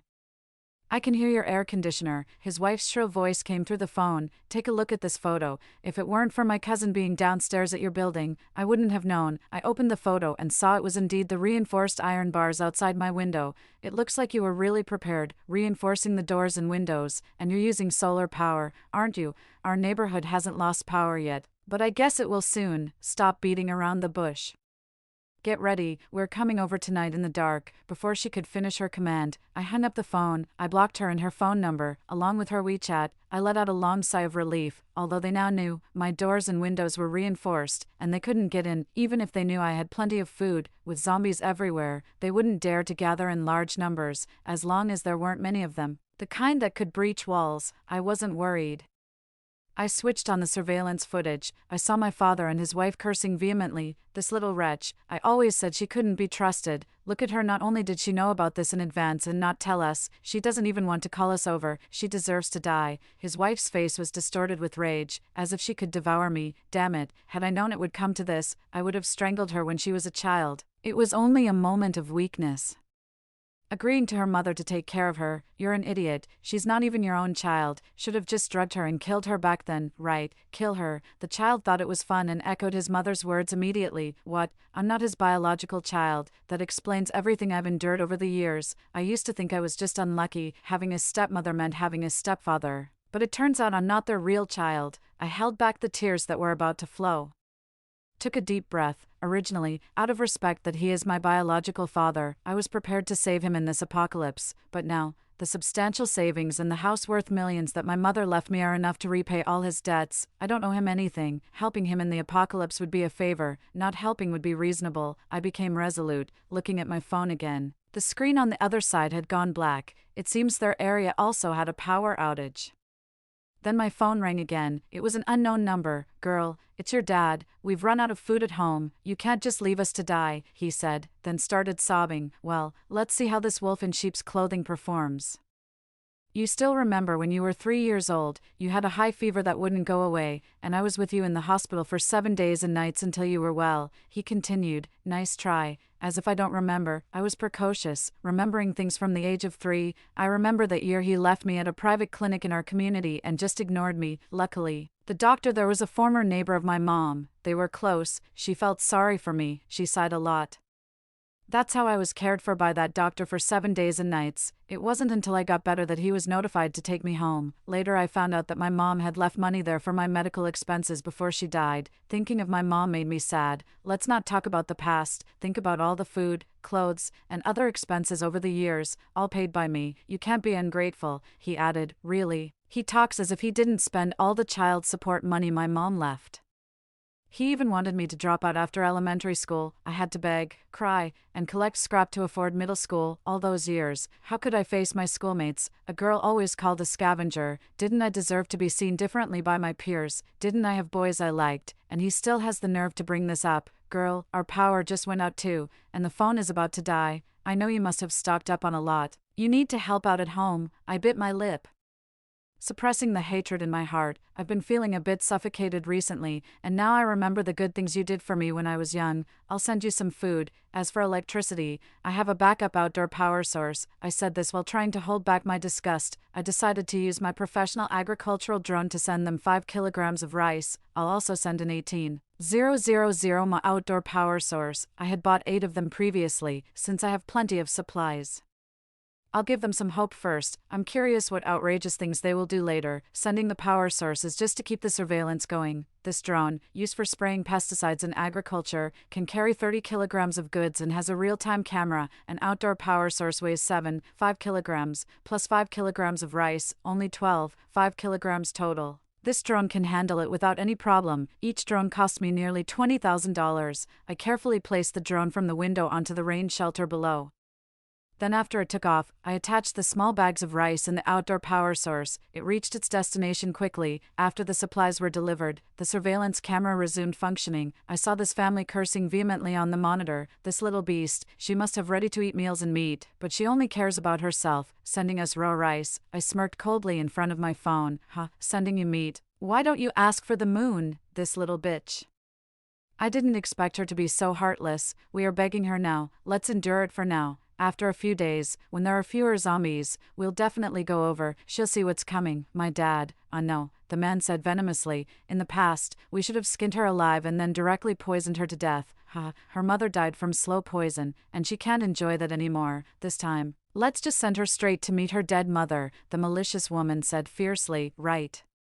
Keeping her alive is just a waste of food. Better she dies sooner rather than later. Boom, my head buzzed. Could it be that my mom was actually poisoned by this despicable couple? My heart ached, and I could no longer hold back my tears. This despicable couple, I swear you will not die a peaceful death. I can't wait any longer. I must act today. I unblocked the bratty kid's phone number from the blacklist. Hey little brother. Have you eaten? Eat what? You heartless person. How can I eat raw rice? This damn brat. Sister is sorry. I apologize to you, but there's nothing I can do. The drone can't carry more. However, I have all sorts of steaks, chicken legs, and plenty of canned fruit here. Also, I have enough power here to run the air conditioning and play games without worries. But too bad, you can't come over. Hang in there, little brother. Once there are fewer zombies outside in a few days, you can come over. What? You have meat and can use the air conditioning. Hurry up and prepare. Make me 10 steaks and 10 grilled chicken legs. I'm coming over right now. Hurry up. There are so many zombies outside right now. Before I could finish, the bratty kid hung up the phone in frustration. I immediately turned on my phone's surveillance. I saw the bratty kid throwing a tantrum desperately. He was crying and rolling on the ground so much that his eyes turned white. And his parents were so anxious they knelt beside him begging him to calm down. But he refused to wait and insisted on coming over now. Finally, after discussing, his parents decided to wait until night when the zombies rested to sneak over. At 8 p.m., through the surveillance, I saw the despicable couple and the brat packing up small bags and setting off. They didn't bring much food, but they carried a kitchen knife and a dagger. I then launched a drone. This drone was used to monitor their movements. This drone had a camera with night vision, very clear. Then I launched another drone. I fixed an old phone to this drone, looping zombie-attracting screams I had downloaded from the internet. This sound had been proven effective in the past. About 6 or 7 minutes later, the drone monitored that they had arrived at the east gate of our complex. Unfortunately, the gate was blocked by a car that had been smashed by zombies. I had already anticipated this because I had scouted the road conditions with the drone in advance. At that moment, another drone playing a piercing siren hovered above their car. The stimulating sound immediately attracted dozens of zombies. Since the building near the east gate had been completely taken over by zombies, it was the main base for zombies in the complex. Of course, this was also planned. They wouldn't die but would definitely be severely hurt. The drone captured that this terrible trio was surrounded by zombies, and the bratty kid was crying out of fear. His parents Seeing that the car was immovable, could only wield their kitchen knife to carve a bloody path through the zombies, they dropped everything. When the trio finally reached my door, the despicable parents were barely alive. At the door, they desperately knocked, but I calmly sat on the sofa, not moving, quietly watching them through my phone's surveillance. Girl, quickly open the door, zombies are coming. Bang, bang, bang. Seeing that I didn't open the door, they started kicking the door frantically. But my door was specially prepared for the apocalypse. It's the kind used in banks. It easily withstands robbers. It's not afraid of your destruction. Seeing that breaking the door was futile, they quickly called my phone, but I hung up immediately. Now these people finally dropped their pretense and started cursing loudly. Open the door, bitch, or else we'll come in and kill you. They still think of me as someone who would tremble with fear when threatened. I still remained sitting quietly. After a while, they got tired of cursing and changed their tone. Girl, we know we've been a bit biased towards boys over the years. We know we were wrong, but you're the eldest sister. Why don't you just indulge your brother, Bobo? Quickly say something nice to your sister. The bratty kid, probably scared by the zombies, also softened. Sister, please open the door. I'm never going to ask you to carry me piggyback again. You let me in, and I called you to carry me. With that child's round figure weighing over 120 pounds before even turning 10, I find him greasy and nauseating, but I remain as steady as Mount Tai. So, the family of 3 made a ruckus outside my door for half an hour. And when they saw I was determined not to open the door, they finally gave up. At that moment, a greasy fat man came up from downstairs. The stepmother called him cousin. It turned out he was the one who had previously leaked information about my situation to my stepmother. I really didn't know they were relatives. I remembered he lived alone. You all are useless, spending half a day unable to open the door. I was actually hoping to take refuge with you. The fat man was furious. He was also after my supplies. Maybe that's why he hadn't shared my details with the people in the neighborhood, but now I'm not afraid anymore. The power has been out for several days, and most people's phones are dead by now. And with so many zombies outside, ordinary people wouldn't dare to leave their homes, so who could gather to breach my house? The fat man also tried to ram my door with his hefty body. Seeing that the door didn't budge, he went downstairs and soon returned with a hammer.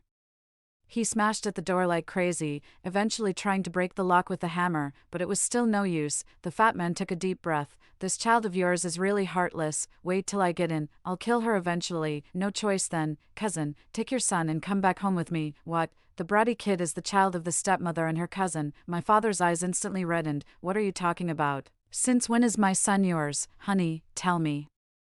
Is this fat man spouting nonsense? The stepmother's eyes flickered, and she quickly took the fat man's hand. It's true. If it weren't for the fact that your wife was wealthy back then, who would have bothered with someone like you? My father went crazy, rushing to grab the stepmother, but the fat man kicked him into the corner. He just collapsed, clearly, a complete fool and blind as well. The stepmother and the 2 men then turned and went downstairs. After a while, my dad knelt in front of my door, crying his heart out. Girl, please open the door for Dad. I finally know who my real family is now. You're all I have left. If you open the door, I'll treat you well for the rest of my life, and all my property will be yours. Are you sure I'm really your biological daughter? I turned on the voice feature on my surveillance app. My dad's expression froze. Don't bother lying. Your beloved wife has already told me I'm not your biological daughter.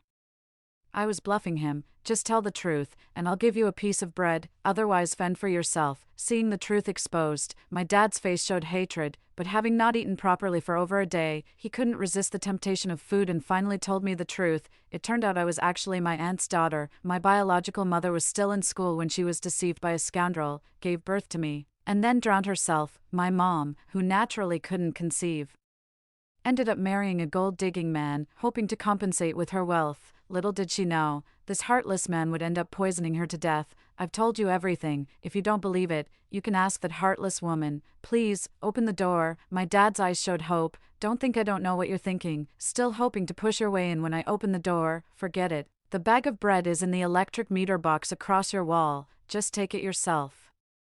My dad's face changed drastically. It seems I guessed right. I had prepared beforehand, never expecting it would actually be necessary. He quickly pulled out the bread from the meter box and devoured it greedily, still looking unsatisfied after finishing. Girl, even though I'm not your real dad, have you forgotten all the years I took care of you?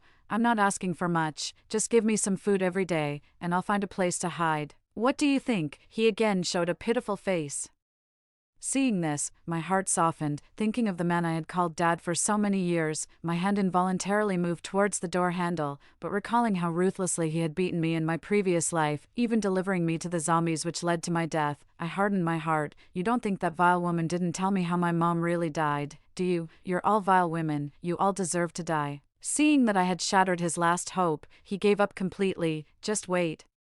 You little wretch, I'll get in and kill you one day. After saying that, he went downstairs. Because I had seen through my drone that several zombies had entered our building after their ruckus, he felt it too. I had been monitoring the entrance of our building through a drone. Half an hour later, he sneaked out, apparently thinking he was incredibly lucky. Another half hour passed, and he was back at the door. This time he came armed with a few bricks and an iron rod. Girl, you better think this through. I've come with tools this time. If you let me in now, we're still father and daughter. If I have to break in myself, you're dead. Heh. If you're so confident, start by breaking in yourself. Why bother with sweet talk? Drop your act. It's clumsy and deceitful. What a waste. It's no wonder your wife cheated on you. Raising someone else's beloved son for so many years must feel great. Huh. Seeing that he was determined to kill me, I let go of all my reservations and mocked him fiercely. It felt good to vent years of frustration. You wretch, I'll kill you.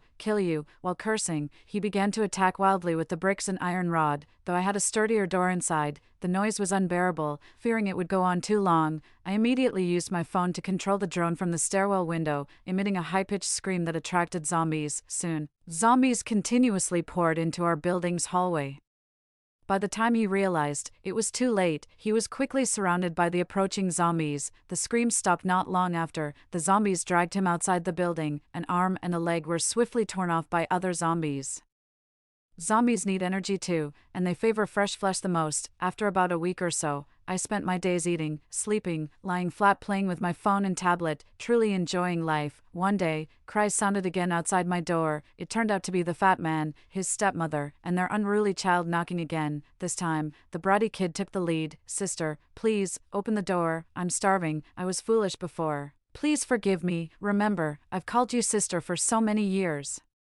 At that moment, the stepmother knelt down suddenly. Girl, please have mercy on us. I was worse than pigs and dogs before. I shouldn't have treated you that way. I deserve to die. But your brother is still young. You can't let him starve to death. She slapped herself while pleading. I stayed silent, watching her act. After she slapped herself for a while and saw that I made no move, she awkwardly lowered her hand. You two are also damn useless. Hey girl inside, if you don't give us something to eat, I'm going to kill this little bastard today. What? Isn't he your own son? You're using your own son to threaten me. Someone who isn't even related to him by blood. Has your brain been infected by the zombie virus? Previously, he was very protective of the bratty kid, but it seems the hunger has really gotten to him. Is this what they call extreme desperation? Flora, please, for the sake of him being a child, give us some food. We really have no other choice. He's still young. And after all, you've lived together for so many years. Even if he were a dog, you'd have feelings for him. At this, the bratty kid quickly knelt down and kowtowed to the camera. Sister, please, give us some food. If you don't, he might really do something terrible. Please save me. Suddenly, a sharp pain shot through my head, recalling the agony and humiliation of being hacked at with a knife and doused with urine by them in a previous life. It was like a terrible nightmare. Etched deep in my memory, I shook my head, hardening my heart. Stop dreaming. Don't think you can trick me with sweet words. If I open the door, would you not come in? If you come in, would I still have a way to live? So, please go away, and don't bother me for food anymore. The man glared at me hatefully, and kicked the bratty kid, who slammed into the wall, blood streaming from his forehead. His father, he's your own son. Have you gone mad? The stepmother quickly shielded the bratty kid. After all those years you were so promiscuous, who knows if this child is even mine? Girl inside, if you don't come out with some food, I won't be nice to them anymore, he said, revealing a ruthless expression. Seeing that the fat man wasn't bluffing, the stepmother immediately knelt down and kept kowtowing. Girl, I beg you, please send us some food. From now on, I'll do whatever you ask, even die if you want. Then just go die and repay my mother with your life. I replied through the camera, realizing I definitely wouldn't give them food. The stepmother broke down and started banging her head against the door. You can't do this to me, please. It was your father who did it. It has nothing to do with me. I stopped engaging with them. I flew the drone right outside the corridor window and started to attract the zombies. The fat man realized that I was never going to give them any food. I simply grabbed one person and carried them downstairs. Regardless of how much my stepmother and the troublesome kid struggled, it was futile. He was clearly using them to lure the zombies so he could search for food elsewhere. The next day, I discovered 2 more bodies beneath the building. It seemed that the mother and son had both been torn apart by zombies. The fat man came back, apparently desperate with hunger. Over the past few days, I had gathered a lot of tools, hammers, nails, chisels, a big sledgehammer. He began to forcefully break in. Meanwhile, I was cracking sunflower seeds, watching his progress on the monitor. Half an hour later, he sighed in relief, having finally managed to open the exterior security door, but then he found another door inside. It was a bleak, thick, heavy alloy door. Despite using every trick in the book, he couldn't even budge it. It was a joke, really. This was a bank-grade door, designed to stop petty thieves like him. Realizing he couldn't break through, he started to cry. He knelt down and begged. "Little girl, please have mercy, I'm starving. You hated your stepmother and brother, right? They're both dead. I was just avenging you, you beast. You even got your own son killed. If I open the door, would I still live? Better leave quickly or I'll use the drone to draw the zombies here." I flatly refused. Another half-month passed, and the fat man had turned into a skinny man. One day, while searching for food in another building, he was tackled by a sprinting zombie and never got up again. I was eating an apple at the time, watching the footage from the drone, marveling at how this previously robust man had become so frail. I continued to live a carefree, laid-back life. Most of the neighborhood had been overrun by zombies. Several months later, the zombies began to attack each other, and their numbers dwindled. Gradually, signs of life began to reappear in the city. Half a year later, almost a year since the zombie outbreak, a group of medics protected by the military began to go from district to district, vaccinating the survivors. The country had developed an effective medicine to treat the zombie infection and began deploying the army and volunteers to clear the city. I was saved, and I still had plenty of food left.